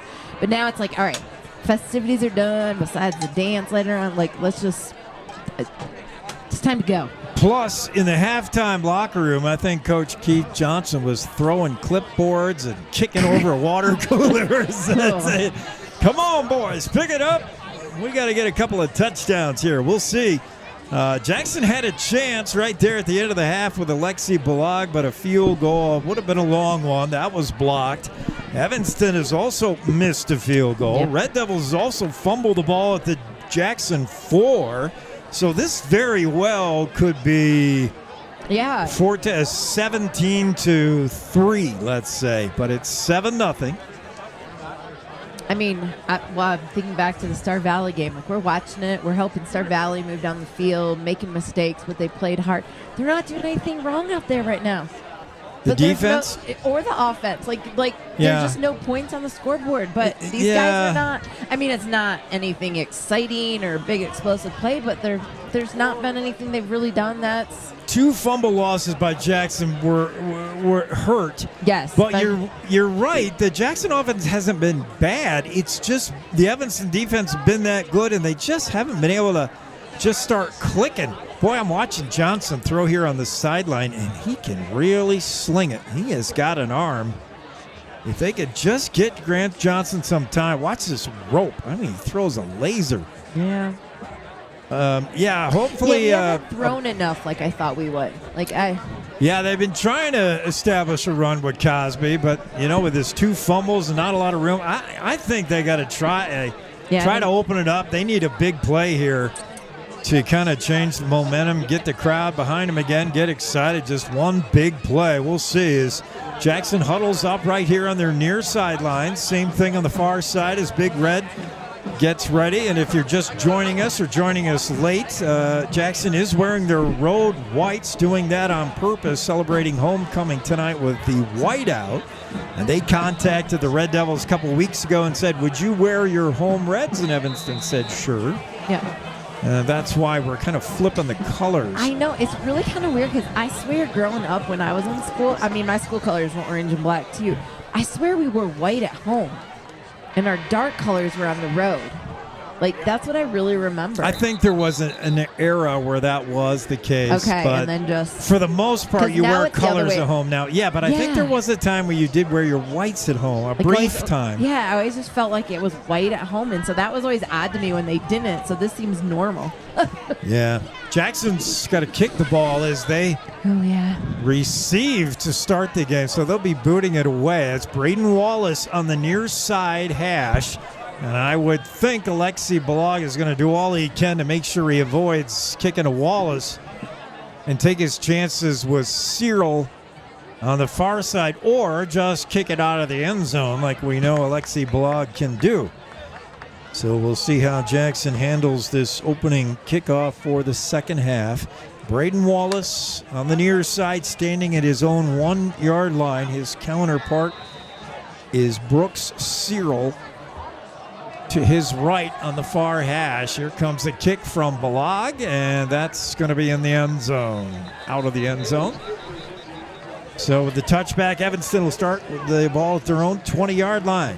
They have a 7-0 lead. The offense has consisted mainly of Braden Wallace. Even when it's not Braden Wallace running on the backfield, Sims has found him open on some pass plays. So it's been Deuces wild. 22-2 are just taking control of the game for Evanston. Let's see if Jackson defense can stiffen here, get a turnover or a stop.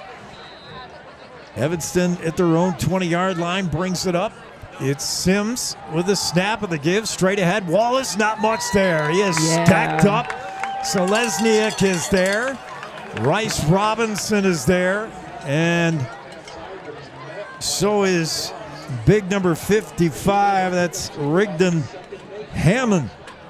All of them combined on the stop. And Wallace this time doesn't find a whole lot of room. Pickup of 2, 2nd and 8. And that's what Jackson needs to do with a guy who averages 8 yards a touch and over 111 yards a game. So good job there by Jackson to keep tabs on Braden Wallace that time.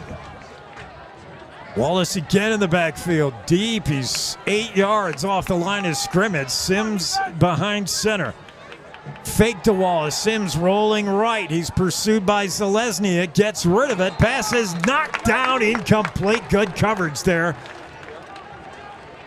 from, again, Rigdon Hammond. I think he got a hand in there and knocked it away. The pass looked like it was intended for Jesse Page, or was that Braxton Hanks? Either way, good job by Rigdon Hammond. I think got a hand in there. He's that outside left linebacker. And there was not a lot of room there. Sims tried to fit it in, didn't work. And so it'll be 3rd and 8 now for Evanston. Ball in the near hash of their own 22-yard line. 3 receivers split right, 1 to the left. Wallace in the backfield with Sims. Sims going to roll right behind Walls, looking to throw. Can't find anybody open. Now he's going to tuck it. No, he wants to throw it. It's almost picked off out of bounds. And kicking himself is Matthias Wilson as Sims threw that ball right in his hands and he dropped it. But it is 4th down and the punt team has got to come on here. So Jackson forces the 3 and out, but very nearly had the interception as Wilson dropped it. And Sims was a little panicked. He would have been better off just hanging on to that ball and running it out of bounds. I'm surprised he threw it. Jackson will send Tyson Kendall back, standing at his own 40-yard line to do the kicking. Oh, do we go back on the receiver? That looks like Brooks Cyril will do the punting. Standing at his own 8. Cyril gets it off. Good kick coming up. Fair catch. Caught by Tyson Kendall at the Jackson 46-yard line. Good job by Kendall to come up on that ball. Kick a little bit short, but he made a nice catch. He's got good hands, sticky hands, Tyson Kendall. 46-yard line. Jackson takes over in very good field position. After the opening kickoff here in the 3rd, Evanston could do nothing with it on their first possession of the second half, 3 and out. And we got a jam-up crowd here at the MAC. Student section packed. White out, homecoming. Jackson first, down at 10. Their own 46-yard line. Grant Johnson gets the snap on the give. Is to Matthias Wilson. Look at left side. Matthias bangs off a couple of tackles. Keeps rolling. Picks up 9 before he's brought down. Woo! And Coach Johnson saw something. You remember in the first half, Matthias Wilson on a 4th down run ran left and just refused to go down. I think Coach Johnson said, you know what, if Cosby isn't breaking I know Wilson's just such a bulldog of a runner. Let's see if Evanston can bring him down. And they couldn't that time. And plus, switch it up. Evanston's looking for Cosby. Cosby. Switch it up. 2nd and 2. And they give it to Wilson, and he fumbled. Matthias Wilson fumbled. There's a dog pile fight for the ball, and Evanston thinks they have it. We got no indication yet. Oh, yeah. No. I don't know. Matthias Wilson got back on that ball. He might have, as they try to unpile them.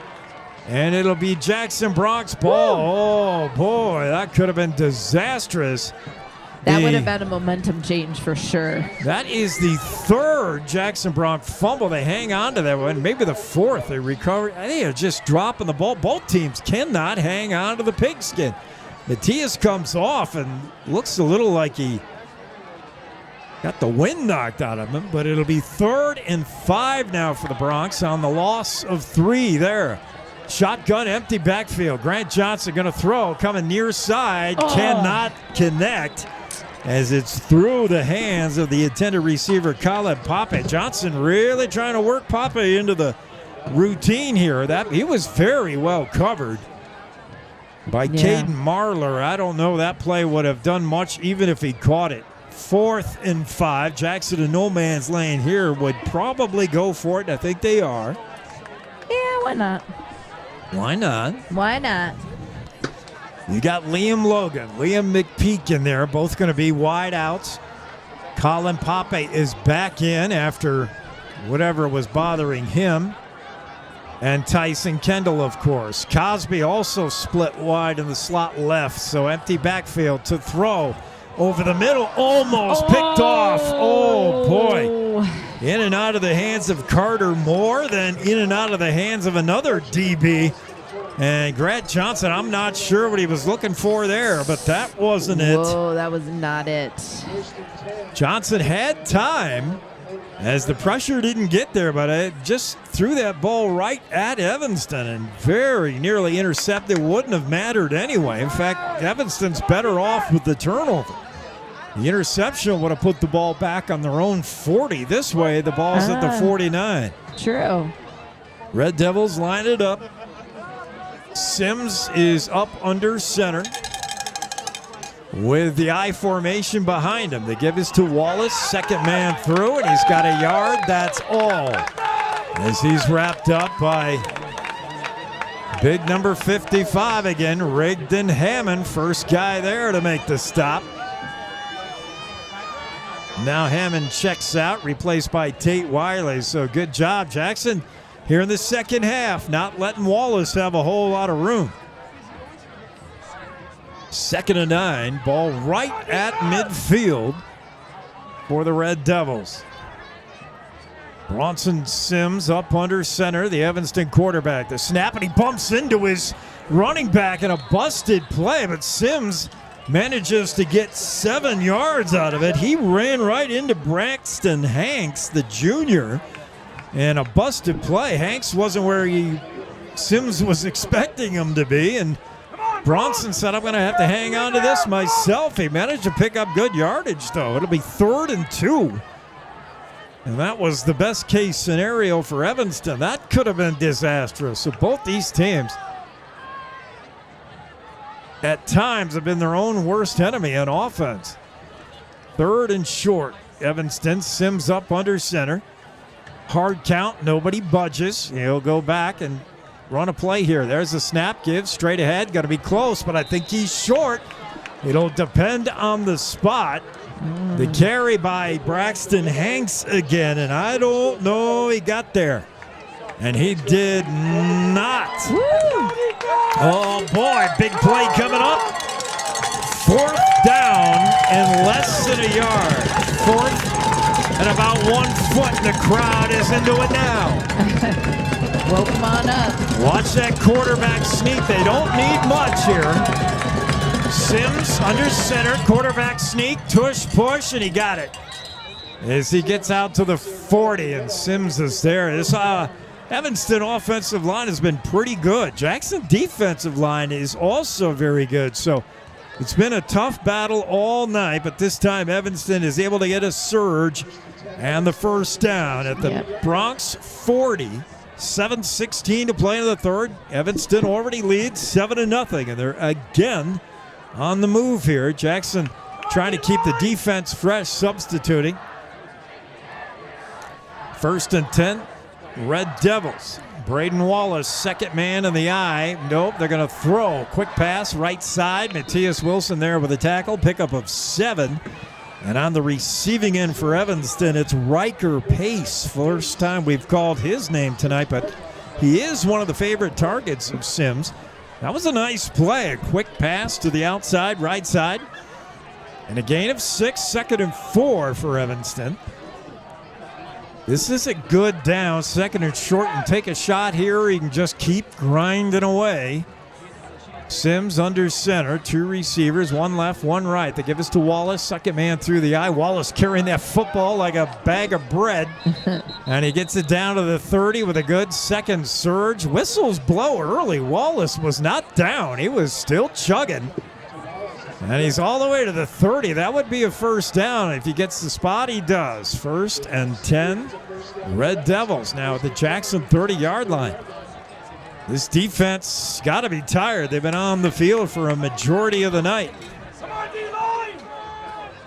I formation behind Sims. It's Wallace, second man in the eye. Gets the pitch, looking right side. Now cuts it back left, but right there to meet him is Connor Scott. Wallace had blockers out front to the right side, but he decided to peel back and change direction. But Connor Scott stayed home and met him right there in the hole. Still a decent pickup of 3. It's 2nd and 7 for Evanston. 2 receivers out to the left for the Red Devils, 1 to the right. Again, I formation behind Sims. Man in motion is Cyril. And the carry is straight ahead for a yard, maybe. That's all. And that's going to be Jesse Page in there to give Wallace a little bit of relief. Page got about 1, maybe 2. It's 3rd and 5 now for Evanston. Ball at the Jackson 25. They got to get to the 20 for a first down. Big play here. Can Jackson stiffen? It might be 4 down territory. You're probably out of range of even Mendez. But we'll see. 3rd down, 5. Sims in the shotgun. Snap, and they gave it a fumble. It's a fumble to Jackson Bronx. Here's the football. Oh, my, yet another fumble. And I don't know that Wallace ever got that football. Here's the replay. Sims gives to Wallace, and he never secured it, never had it, dropped it immediately. Oh, yeah. And a big recovery. Jackson Bronx do it again. We have a player down for Evanston. We'll check on that, but what a huge stop and another turnover. And I wish we had a statistician, Kimmy. I wish you were keeping it. I told you I can't do How many both. fumbles have there been tonight? Got to be 6. No. Seriously. No, Evanston's had 2. We've had 2, 4, We've 5 had 3. max. No, that one did not count as yeah, that did not count. I think there's been 6 fumbles tonight. I'm going to go 4, 5 maybe if you're pushing it. I think 2 each. Well, that's the second time Evanston has turned it over in Jackson territory on the move with a fumble. Evanston's 3rd fumble? I think it was their 3rd. I think we both have 3. Okay. Both teams have 3 fumble turnovers. 4 to 6. We'll agree on that. Which is it's just absurd. I mean, this late in the season, and a player is up. That's good news, and getting off under his own power. That is Braxton. I believe that's Braxton Hanks. No, sorry, that's Jesse Page, who is up and getting off under his own power. Gets a good hand from the hometown crowd here in Jackson. The Evanston player does. So Jackson will take over. 1st and 10 at their own 27. Ball in that far hash, and the Bronx have got to get something going here and take advantage of these gifts. That's 3 times Evanston has just given them the football. So we better do something with it. And the snap, Johnson hands off. It's Waylon Cosby. Nothing there. He's got a yard. That's all. 2nd and 9 as he tried that left side. And this Evanston defense has been impressive. Cosby nowhere to go. And also, you know what we haven't seen? We haven't seen any of the short passes that Grant's been doing to some of the players. We've not seen any short passes. Short, quick. And when he's thrown short, it's usually this check down stuff. And he's had Pape with some success. He's had Cosby out of the backfield with no success. Yeah, I think they need to hit a deep ball here. I don't know Evanston can cover something deep. Here's a running play coming near side. Cosby, and again, Coach Johnson trying to work that rushing game, and again, it's really not there. Cosby does gain maybe 3. He'll still bring up a 3rd and long here for the Bronx. They put the ball at the 2-yard line of Jackson. They got to get to the 37, so it's 3rd and 5 for the Bronx. And they seemed content with the running plays. Boy, I'd like to see him try something deep down the field. First play of the game, they went for a shot. And they're going to hit Cosby out of the backfield. Intercepted! Intercepted! A pick 6. And the Evanston Red Devils have cashed in on yet another turnover. A pick 6 interception by Caden Marler, the top defensive player of the Red Devils. Here it is on the replay. And that was an ill-advised throw. Marler saw this pass coming the whole way and stepped right up into it. And a pick 6. He's gone. And it's 13-0 Evanston, pending the extra point from Jordan Mendez. Wow. Oh. What a shocker there. And yeah, that's what happens when you try the short pass game, especially those out patterns. If you get that route jumped, that's bad news. Mendez, the left footer, puts it up and in, and it's 14-0 Red Devils. And this Jackson Bronx offense has just not looked very good. Turnovers, certainly. And then, they just aren't taking shots down the field. This is the number 10 ranked pass defense. How are you not pushing shots down the field? They're running a lot with Cosby. They've had some success with stuff over in the middle of Pape, but Kendall has been invisible. And the things that got you here so far this season, I don't see Jackson doing. I don't know they've targeted McPeak or Logan or Chase Brunner. Well, Brunner caught one maybe. No, I think he was just out there once. I don't even think he's caught one. You're right. I think we saw catching last week. They got to get the ball downfield, in my opinion. This short passing game either isn't picking up much or it just self-destructed. Yeah. And the running game isn't there. It hasn't been there all year. That's not a secret. They have got to push it downfield with Grant Johnson's arm. Put pressure on the Red Devils to cover. If Cosby gets open, he can take off, but you can't push through the middle. Not the way Evanston's defense is playing. But credit Evanston. Every time Grant Johnson does look downfield, there's really nobody open. This is going to Flora over his head, and that's going to go through the end zone. So another touchback as Mendez bombs one into the Jackson end zone. Bronx will take over at their own 20. We got 3:23 to play in the third. Jackson down 2 scores now, but we watched the same thing last week. Jackson up 3 scores and watched that flip around. So we know things can happen in a hurry, especially with this offense, but I think they got to take more chances here. They've been way conservative with the play calling. I think it's time to open it up now. You got two receivers wide left, one to the right. Cosby in the backfield with Johnson. There's a snap and the give to Waylon Cosby. They're going to keep it on the ground. And again, Waylon Cosby is buried. First guy in there to make contact was Taryn Hawes, the big senior defensive lineman. He kind of whiffed a little, but he slowed Cosby down, and then his teammates cleaned it up. And that's going to be no gains, 2nd and 10. And the running play, they actually lost a yard, 2nd and 11. It's not working. We got to do something else. Again, Cosby in the backfield with Johnson. And again, that's going to be a play-action pass. Johnson rolling out of the pocket to his left, and he's just going to run it out of bounds here. It gets out of bounds. And he did pick up some good yardage as he rolls out at the 28-yard line. That's just going to be a couple yards short of the first, actually. So Johnson did manage. Got some yards. To get some good. You know what we haven't seen tonight is a flag. I don't know. We've had one. The personal pass. Yeah, the roughing the passer and a late hit on Jackson. We've had 2 15-yard personal. We haven't had the holding and all that jazz at all. No offsides. That's good. We had about 80 of those in Green River, so we're done with that. So 3rd and 3 for the Bronx. And the give to Matthias Wilson, not this time. No. Penetrating behind the line of scrimmage is Bridger Roberts, the sophomore.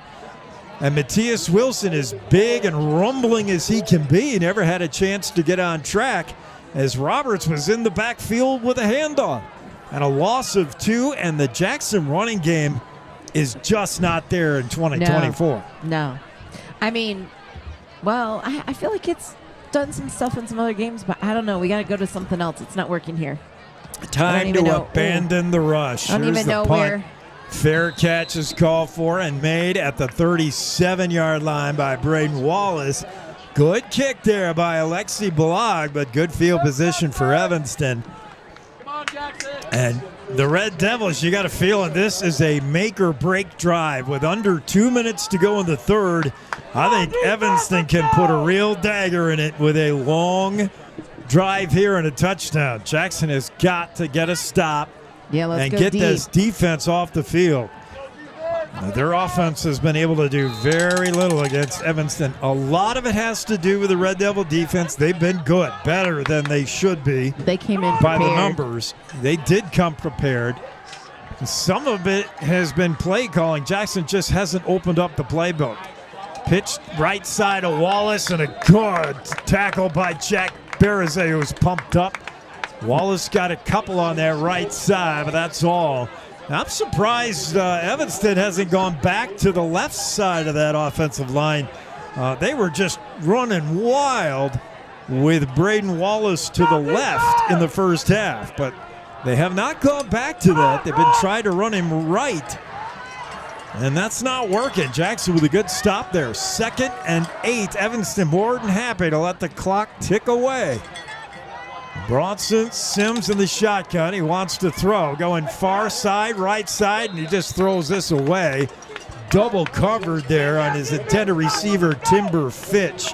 And credit Sims, he saw that and wasn't going to take a chance. He just threw that one out of bounds. Clock stops, though, and that helps Jackson. 1:14 to go in the third. Evanston with a 14-0 lead, but facing a 3rd and 8 here, and a chance for Jackson to get a big stop.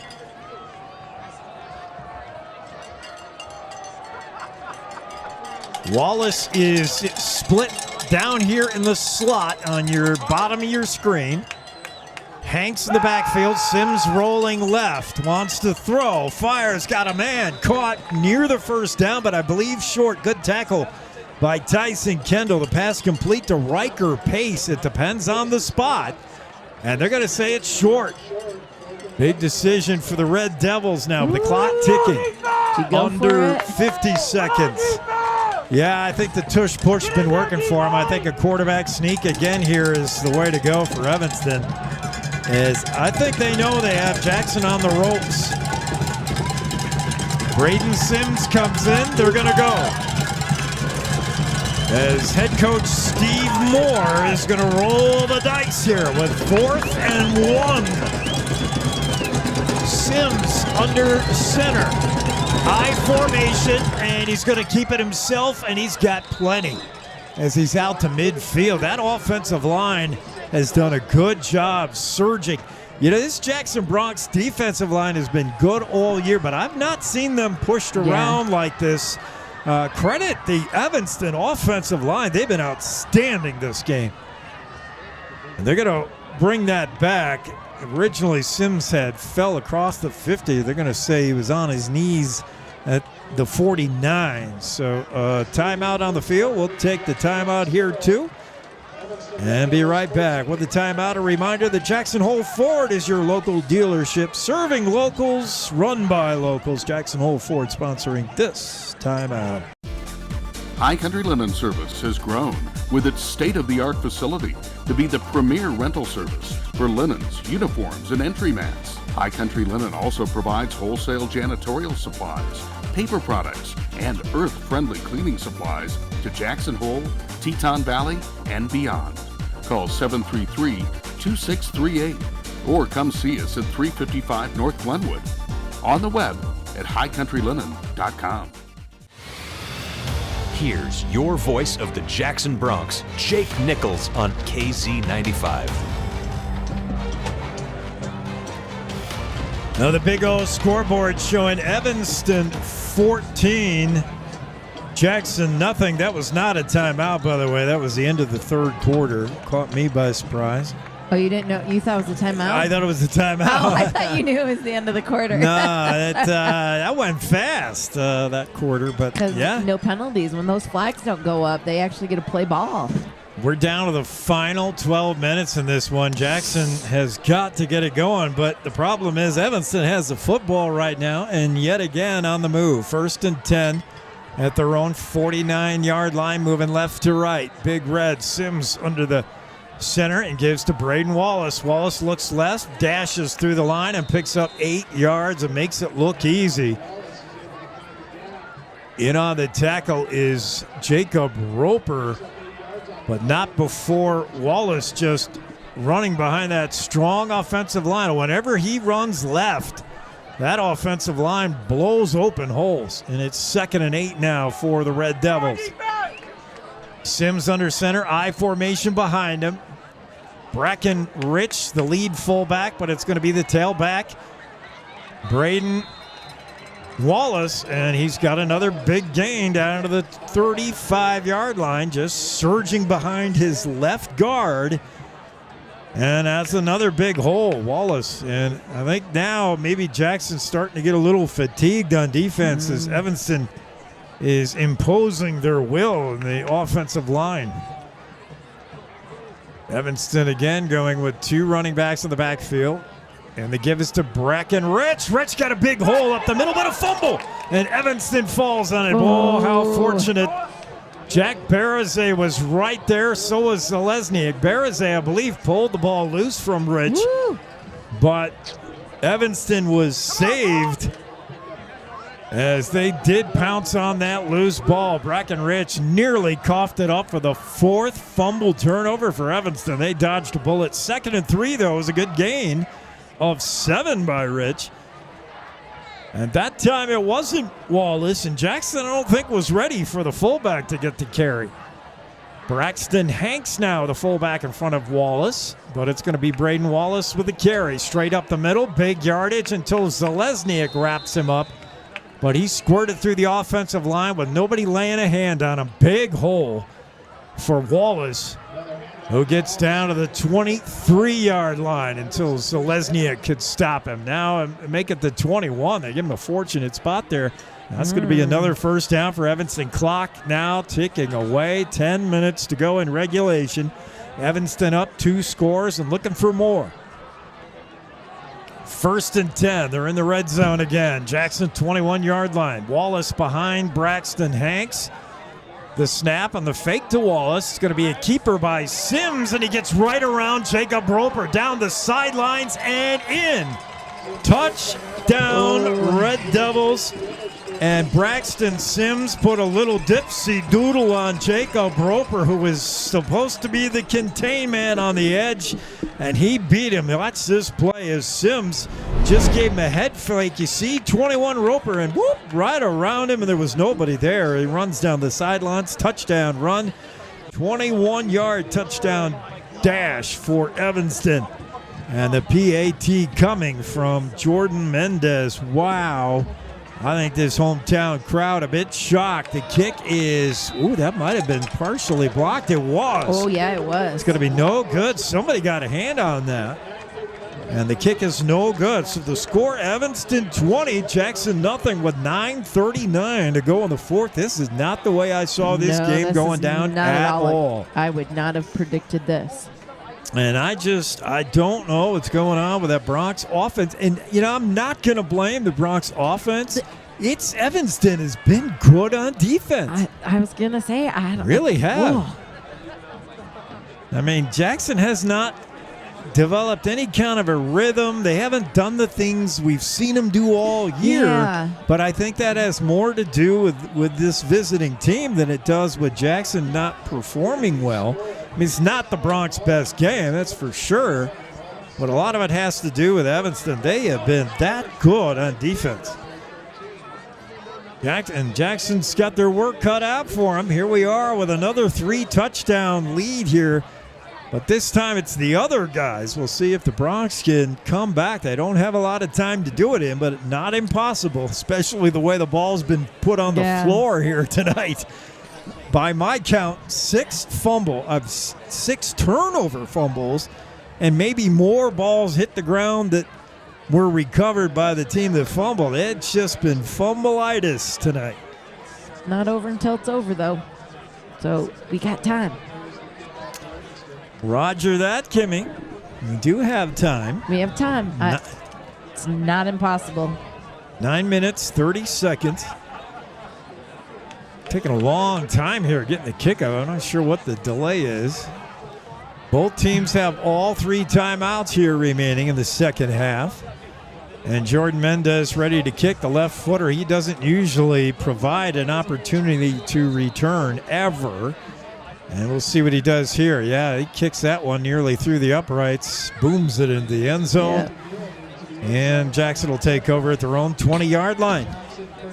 And the Bronx now, I've been saying they need to open it up and try a big play. They're down to where the clock says they need big plays. Yeah. You cannot run the ball to Cosby anymore. You have got to get something downfield. You got to push it here. And I don't know if the play call just hasn't done it or if Johnson just can't find anybody open. I mean, granted, I'm looking as well, and those receivers are pretty well covered. I don't blame him. When he looks downfield, there isn't a whole lot there. But he has got to make something happen here. Johnson in the shotgun, gets a snap, and they're going to hand off another running play, and that goes nowhere. No gain for Cosby on the right side as he is wrapped up almost immediately. It looked like Fletcher. No, it's Mailer in on the tackle. He's been so good tonight. Caden Marler, he's the guy with the pick 6. He's the leading defensive player for Evanston on the season, and you see why. He is everywhere. 2nd and 10 for the Bronx as Cosby got nothing. Snap on the give. It's Cosby coming near side this time. He's got a block. It's Marler who misses the tackle. And Cosby managed to get some pretty good yards there. All the way out to the 35 and out of bounds. Yeah, they ran right at Marler this time. And Caden Marler shed his block and then whiffed on Cosby, who got it out to the 36. A first down run. So the rushing game maybe. Okay. But time is ticking. There's a play-action pass. Here's the big shot. Johnson wants it all. Downfield. Incomplete. The pass intended for Liam Logan, and he was double covered. Yeah, he's looking for a flag. He wants a flag. I didn't see it, and that was good coverage. Carter Moore was with him. Oh, he was so close. Over the top. That's what we need. Let's do it again. And Cyril was with him underneath. Double coverage. And it just wasn't open. Johnson took a shot, though. Here's a give to Cosby. Right side, right tackle. He's got some pretty good yards there before he's pulled down at the 43. He's going to be short of the first. It'll be 3rd down and 4 for the Bronx. As they go no huddle here, they can't afford to waste time. 8.5 minutes to go. Johnson in the shotgun. Tried the hard count. Nobody jumps. Now looks back over at Coach Johnson. Meanwhile, the coach on the Evanston Red Devils is out on the field jumping up and down.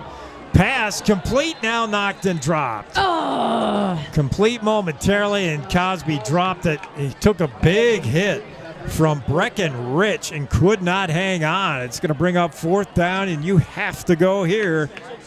This is going to be a no-brainer. Oh, please. Jackson down 20-0. That pass to Cosby, I don't know would have got a first down anyway. Rich was right on him. And that's been the story of the night. Every check down, dump pass to Cosby, and there's been somebody in his grill immediately. Johnson to the shotgun, gets a snap, looking to throw. Near side, fires, got Liam Logan out of bounds at the 50. A big play for the Jackson Bronx. As Logan steps up with a big first down catch. Right there, you see him nice, just pulled up at the 50. Good job and a good route. A well-designed play. Bronx on the move, 1st and 10, throwing again. And it's going to be Liam Logan on the wide receiver screen, and he's down inside the 40 to the 39. And very near another first down, 2nd and 2 for the Bronx. Come on. Jackson moving here with under 8 minutes to go. They trail 20-0, looking for their first points of the game. Johnson, the shotgun, empties set as he throws. Caught. Pass. Caught. Brought down by Clayton Cook and a host of Evanston tacklers, but the play is good to the 34 to first down. I did not see who caught it. It might have been Pape or Brunner, but 1st and 10 Jackson at the 34 of Evanston. Johnson wants to throw again. Near side, caught. Liam Logan out of bounds, and another quick pickup. Getting out of bounds to stop the clock as well. And they'll move the ball down to the 25-yard line of the Red Devils. 2nd down and a long one. Johnson, empty set once again, wants to throw. Look out, pressure getting there, and he throws incomplete. I think he was just trying to get rid of it. Johnson goes down hard. Nearest receiver was Waylon Cosby, but I believe Johnson was just trying to unload that ball before he took the sack. 3rd and 1 now. If you want to be gutsy, here's a good time to take a shot because Evanston's got to be thinking run or something short for a first down. Maybe you go over the top, but they're playing 2 deep safety look here. They're not letting anything get behind them. Snap of the give is to Cosby, right side. He's got a first down, but not much more if he got it. It's going to be close. I think he did too, but not a whole lot more than that. Meanwhile, clock will continue to roll with 7:05 and counting. It is 4th down, and Jackson's going. They're saying it was short, and now timeout Jackson. And no, I think Coach Johnson asked for one, didn't get it, and then had to call the timeout because he's got to be very sure about this play. We'll stay here. This timeout brought to you by Jackson Hole Ford. Go see Jackson Hole Ford. You know, if you got a car you're thinking about getting rid of, the market has never been better for your pre-owned vehicle. Jackson Hole Ford will likely pay you more money than you were expecting. Go trade in the car, sell the car to Jackson Hole Ford. And they have a fleet of pre-owned vehicles. You know why? Because they buy them from you. They buy them for good money. Go see Jackson Hole Ford. 7 minutes on the dot to play in the 4th quarter. Jackson facing a 4th and inches. Have got to come up with a big play here. You got the tush-push thing that might do it, but that's going to take 20 seconds off the clock just to get a first down. And that's the big problem, but first things first, you've got to have a first down here. Brunner will split wide right now. He's coming back to the huddle. Hold on. Liam Logan is down here at the bottom of your screen. He's already ready to go. Yeah, Logan knows his job. Just stand there. They're going to run this right up the middle. Although Johnson is in the shotgun here. This is interesting. So they're not just going to run it straight ahead. Johnson may run it ahead, but there's the hard count. They got Evanston to jump. Yes. Oh, that's what they were looking for. Grant Johnson has been so good at that all year. The hard count, the clap, and Evanston jumps, and that's the first penalty we've had of the game that hasn't been a personal foul after the play. Wow. Woo. 7 minutes. And the best thing is no time off the clock, a free 5 yards. First down, Jackson at the Evanston 20. Cosby in the backfield just off the right hip of Johnson. 2 receivers to the left, 1 to the right. The snap and the give to Cosby. He's coming near side, left side, and Evanston has that covered. Nothing. Nah, Wiley tried to get out. Tate Wiley was out blocking out front, but he can't block 3 guys. There was so many Red Devils over there. Braden Wallace was there. Carter Moore was there. Just a host of Red Devils. They saw that coming.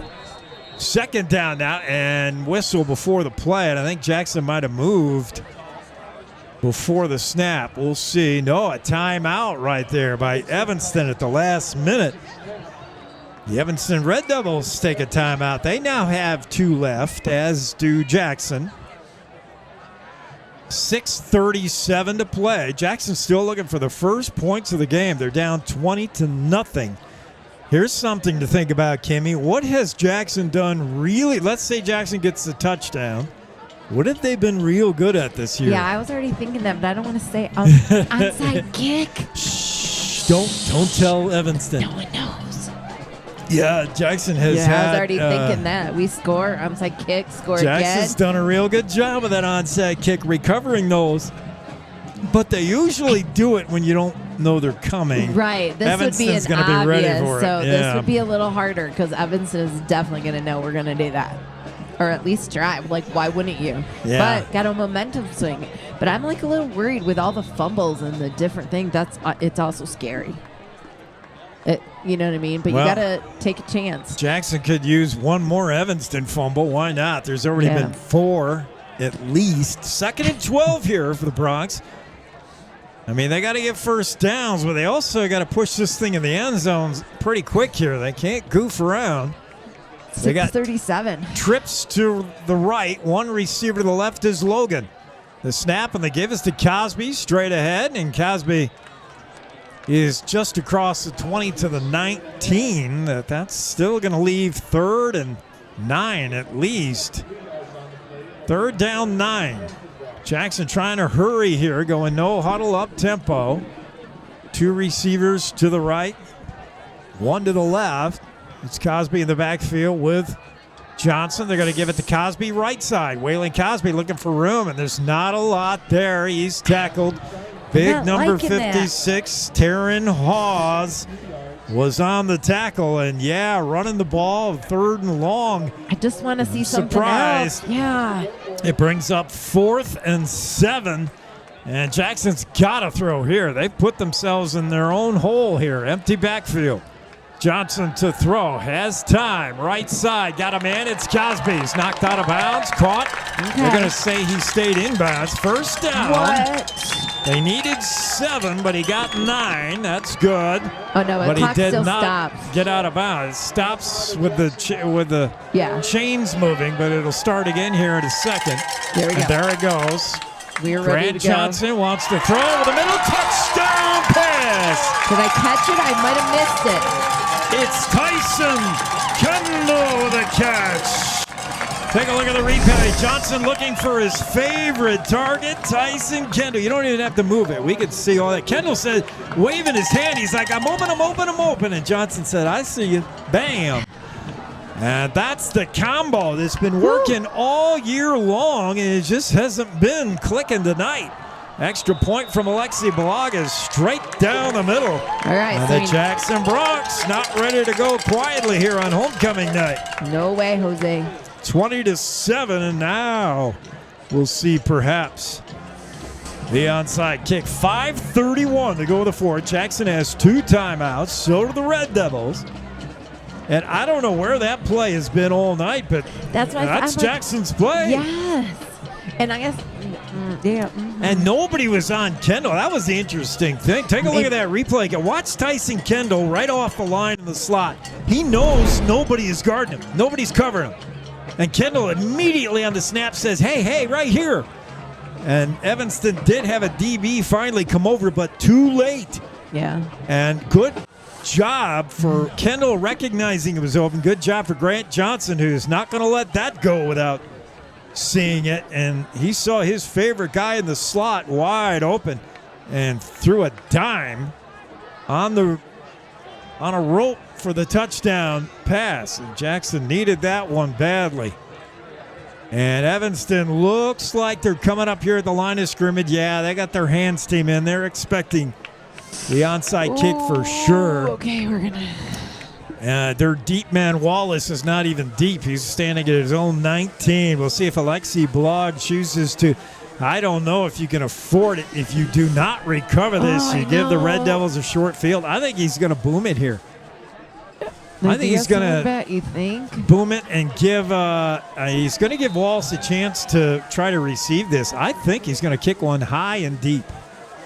Oh, yeah. He does. He wants Wallace to go back for this, but it's in the end zone. I thought maybe he'd give Wallace a chance to and see if he could force a fumble or something. Because he was standing so far up. He's at his 19. And if you kick it over his head, you make him turn around, and then he catches it, and he's a little disoriented. He obviously has no blocking because all his guys are up here for the onside. I thought maybe you force Wallace to handle the ball, even though he's dangerous, but they didn't. They kicked it in the end zone. That works, too. Clock stays at 5:31. Jackson up Jackson down by 13. Evanston with a football, and right now they just want to burn clock, and that means number 2. Keep an eye on Wallace, second man in the I formation. Behind Braxton Hanks, Sims under center. The handoff is to Wallace, and right there is Rice Robinson. Oh, what a hit. And that play went nowhere as we take a look at the replay. Handoff to Wallace up the middle, and bam, the big man shut it down. Rice Robinson, 6'3", 235-pound senior, got a hold of Braden Wallace and said, "You're done here, son." I formation again. Braxton Hanks leading the way for Wallace. There he is, left side. Left side's been good tonight, but this time it stiffens up. Woo, go D.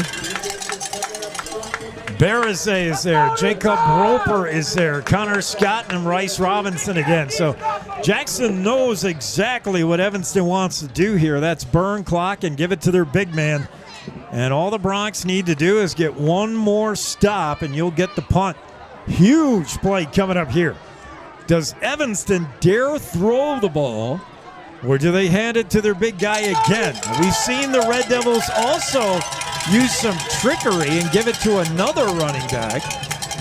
Sims in the shotgun. He pitches to Wallace, left side. Wallace got some room, out of bounds, and a first down. And now they go back to that left side. And once again, Evanston's Braden Wallace is able to get outside containment and get a first down on that left side where they've loved to run. It'll be a first down at the 33, and it's taking time off the clock. Jackson thought they had the stop there. And we're going to get a whole lot more of number 2, I think, as Sims up under center, the snap, and here comes Braden Wallace again. Pounds the rock over the right guard. He's got good 5 yards there before he stacked up at the 39-yard line. Wallace having himself a game, but he's got to come out as he raises his hand and says, "I'm kind of gassed here, coach." And they'll bring in Breckenridge. So it's Rich and Braxton Hanks, I believe, now in the backfield. Evanston more than content to keep the ball on the ground. Sims up under center, I formation behind him. Breckenridge leading the way as the fullback. Sims just standing at the line like a statue, letting the clock tick away as he stares at the play clock, and he just loving this time to run off. Handoff is to Braxton Hanks, left side. He's piled up, and he's got a first down. 3:10. Hanks brings the ball all the way to the Evanston 45-yard line, where they have a fresh set of downs. Clock down to 3:05 and counting. Jackson can stop it. They have 2 timeouts, but they're trying to save them and hope their defense comes through. This defense, a lot has been asked of them tonight. They've been on the field for a majority of the evening. Braxton Hanks still in there with Brackenridge leading the way as the fullback. It's Hanks behind Rich. This time he stopped. Good penetration by the Jackson defense. Lesniak and Matthias Wilson penetrate, and a loss of 2, 2nd and 12. Good job of the Jackson defense there. Hanks had nowhere to go. And now we get a timeout on the field, and I believe this is going to be the Jackson Broncs calling this one. They sense something here with that 2-yard loss. And the Broncs do indeed call their second timeout. They have 1 remaining. Jackson trails 20-7 here with time dwindling in the fourth. 2:34 to play. And with this timeout, we'll tell you that Jackson Hole Ford is waiting for you to come down and visit. Why don't you go say hi to Dusty, the general sales manager, and put him to work. He'll make the deal every time. You don't need to drive to Denver, Salt Lake, Idaho Falls. The best deal for a new or pre-owned vehicle could be waiting for you at Jackson Hole Ford. Go check them out. as they sponsor this timeout. Big Old Tire scoreboard showing Evanston 20, Jackson 7, with the worst number on the board is 2-3-4. That's time remaining in this one. Sims under center, I formation behind him. And he's going to throw here. Wow, I'm surprised he escapes the sack. Zelezniak had him bottled up, and Sims is running wild here. Nobody can make a tackle. And now Sims is just going to take a knee and stay in bounds. Wow, Bronson. And now some rough stuff on the far sidelines as a Jackson player was down. Another player took exception to that, and flags go flying here. And you just see the Bronx temper getting away from them. Zelezniak and a couple of guys had a shot at Sims, and then it's just poor tackling right there. And Bronson Sims just zigzagged all the way down to the Jackson 30. And then some after the whistle curriculars, and flags fly. It's going to be on the Bronx. They were the ones who retaliated. There was a Bronx player down and hurt, and another Bronx player, it might have been Roper, was trying to just help his buddy who was down, and he pushed the Red Devil, and the flags went all over. But meanwhile, the play that was the killer, Jackson with stuffed Braxton Hanks on the run. Evanston facing a 2nd and 12. Jackson burned a timeout. They sensed maybe they could get a stop there, and the big shocker is Sims with a design play-action pass. They were going to throw. This is a team that never throws, really, and trying to burn clock, but that didn't work. Jackson almost had Sims sacked. They really should have. Oh, wait. Did you just say the penalty was on us? I think it will be, but no, it is not. Okay. Well, I don't know because they're way down here, but maybe they haven't walked off anything yet, so maybe that's why. They're still discussing over there. It depends if the referee saw the first thing or the retaliation thing. It's usually the second thing they see, but yeah, but I know, but we're way down here, and if it was against us, we'd be way down there. Well, the referee is walking the ball back here. Yeah, we're not walking to the right. Evanston would have been at the Jackson 30 with a first down, but now I believe the first down will stand, and I'm not sure where they want to put the ball. Meanwhile, Coach Johnson isn't sure what's going on. He's out there talking to the officials, saying, what is happening here? And none of it may matter if this is a first down. Evanston, that play by Bronson Sims was a killer. They had him sacked behind the line. He was looking to throw. Good penetration. Zelezniak lost track of him. He wasn't the only one. And just about everybody wearing white missed a tackle on number 22. And Sims just was dancing and taunting the Brides. He ran all the way down to the 30, and they finally took a knee. He said, I'm tired of running. I don't want to go out of bounds.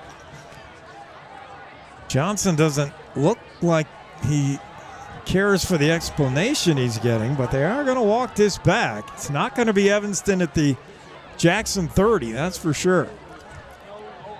They might be at their own 30. Personal foul on Evanston. You're right, Kimmy. It's went the other way. Now, it happened after the play, obviously, so Evanston had the ball down to the 30, but maybe in high school that plays a race. We've seen that happen before. Ooh. So, they're down on their 40-something instead of ours. I mean, they're putting the ball all the way back on the line of script. Now they're going to walk it off. I do not know how high school works. Is it a first down? That's all that matters. Sweet. And now a personal foul on Jackson. Okay, so they both had personal fouls. And now they walk it. Are they just not sure where to put the ball, and they're going to walk it back and forth really and back and forth? Yeah, all right, now we're going to the other way. That's where the ball would have been anyway. So we're right back where we were, and it's offsetting personal fouls, I guess. And they just walked it back and forth to show us, I think. I don't know. Give the guys a rest. I'm not for sure what that was all about. First and 10, Evanston at the Jackson 29-yard line. Hanks and Wallace in the backfield. Big sack. Yeah. Sims is brought down, and a loss of 6. Connor Scott got to him. Sims had no chance. I think he wanted to pitch it to Wallace, but before he knew it, Scott was on him. 2 minutes to play. Clock still ticking here, and Jackson does not want to use its last time out, or do they? As whistles blow, the clock does stop, and yeah, Coach Johnson is going to call his final timeout. Jackson down 20-7, 1:56 to play in regulation, and a big loss there, so the Bronx maybe have a chance of getting the ball back here, as Sims was sacked for 5 yards. That's going to be 2nd and 15. A big play by Connor Scott. And meanwhile, we go back to that big run by the Evanston quarterback, Bronson Sims. And at the end of that play, rough stuff. And I think they just said both guys did it and just walked the ball back and forth until they put it right back where it was. But why even, I guess you got to record something, but yeah, why walk it? Why do what they just did? Because that did not make any sense whatsoever. But okay. I do not know. Jackson, like you just stand out there and say opposing penalty, you know? Yeah. Evanston, you're going to be content to run here, you would imagine, although they did attempt to pass a minute ago. Sims hands off to Braden Wallace, left side. Jack Paris with a big stop, and a gain of a couple, that's all. As Matthias Wilson comes up limping. Looks like he's going to shake it off. It'll bring up 3rd and long here for Evanston. 3rd down and 14, but the clock is ticking. Jackson has precious little time here to work if they get the ball back even right away. Evanston, meanwhile, even if they don't get a first down here, could run another play just to run clock. Yeah, let's go. It's Brackenrich, fullback in the eye. And the pitch is to Wallace, right side, and it's Lesniak gets in and pulls him down. And a loss of a couple. That play never had a chance. Noah's Lesniak in the backfield and brought Braden Wallace down with a 1-yard loss. Now Evanston can either punt or run. I think they'll just run another play here and be content with surrendering the ball, turning the ball over on downs, knowing Jackson has no timeouts, and the clock down to a minute. Scoreboard showing the Bronx have 1. I don't think that's correct. I think it is. I do. Maybe. I think we have 1. But, that talk in between when they're discussing penalties. I mean, think. if you have 1, you would have taken it. This clock's still ticking. We're down to 48 seconds. There we go. No, I think that timeout is Evanston now deciding I think they were letting the play run all the way down, the play clock. Now Evanston calls a timeout. Yeah. And now they're just going to decide, are they going to kneel? What are they going to do? That was just Evanston calling it. Jackson would have called it if they had 1 left. It's 48 seconds. And this one all but over with the Red Devils 20, Jackson Bronx 7. And the Bronx just, they've squandered some opportunities. Evanston sure tried to give it to them. At least 3 fumble turnovers, if not 4, and if not 5 total fumble. I mean, Evanston just coughing it up all night, but so were the Bronx. Waylon Cosby with 2 turnover fumble. Both teams just couldn't hang on to the rock. And in the end, that shootout we were looking for is kind of a defensive struggle. 20-7, Evanston. They will run a 4th down play here. This is going to be just something conservative. Maybe give Wallace a chance to pop one if he can, but you're not going to do much here. Wallace is not even in there, and they're actually going to throw. And they want it all deep, and they took a shot. That might have been an opportunity there. That was a surprise to me, and I think that surprised the Bronx. As Evanston said, oh, what the heck? We're going to go for it. Here's the Replay is Sims looking long here and almost made that work. Just barely overthrew his man who had a step. So with 44 seconds, Jackson takes over. I don't believe they have a timeout. And they're at their own 37-yard line. And we've been waiting all night for them to air it out. That's what you got to do here. Although Cosby is in there in the backfield, Johnson bobbles the snap, but now recovers, throws near side. And that play doesn't go for much. Bottled up at the 40, pickup of 2. That's all.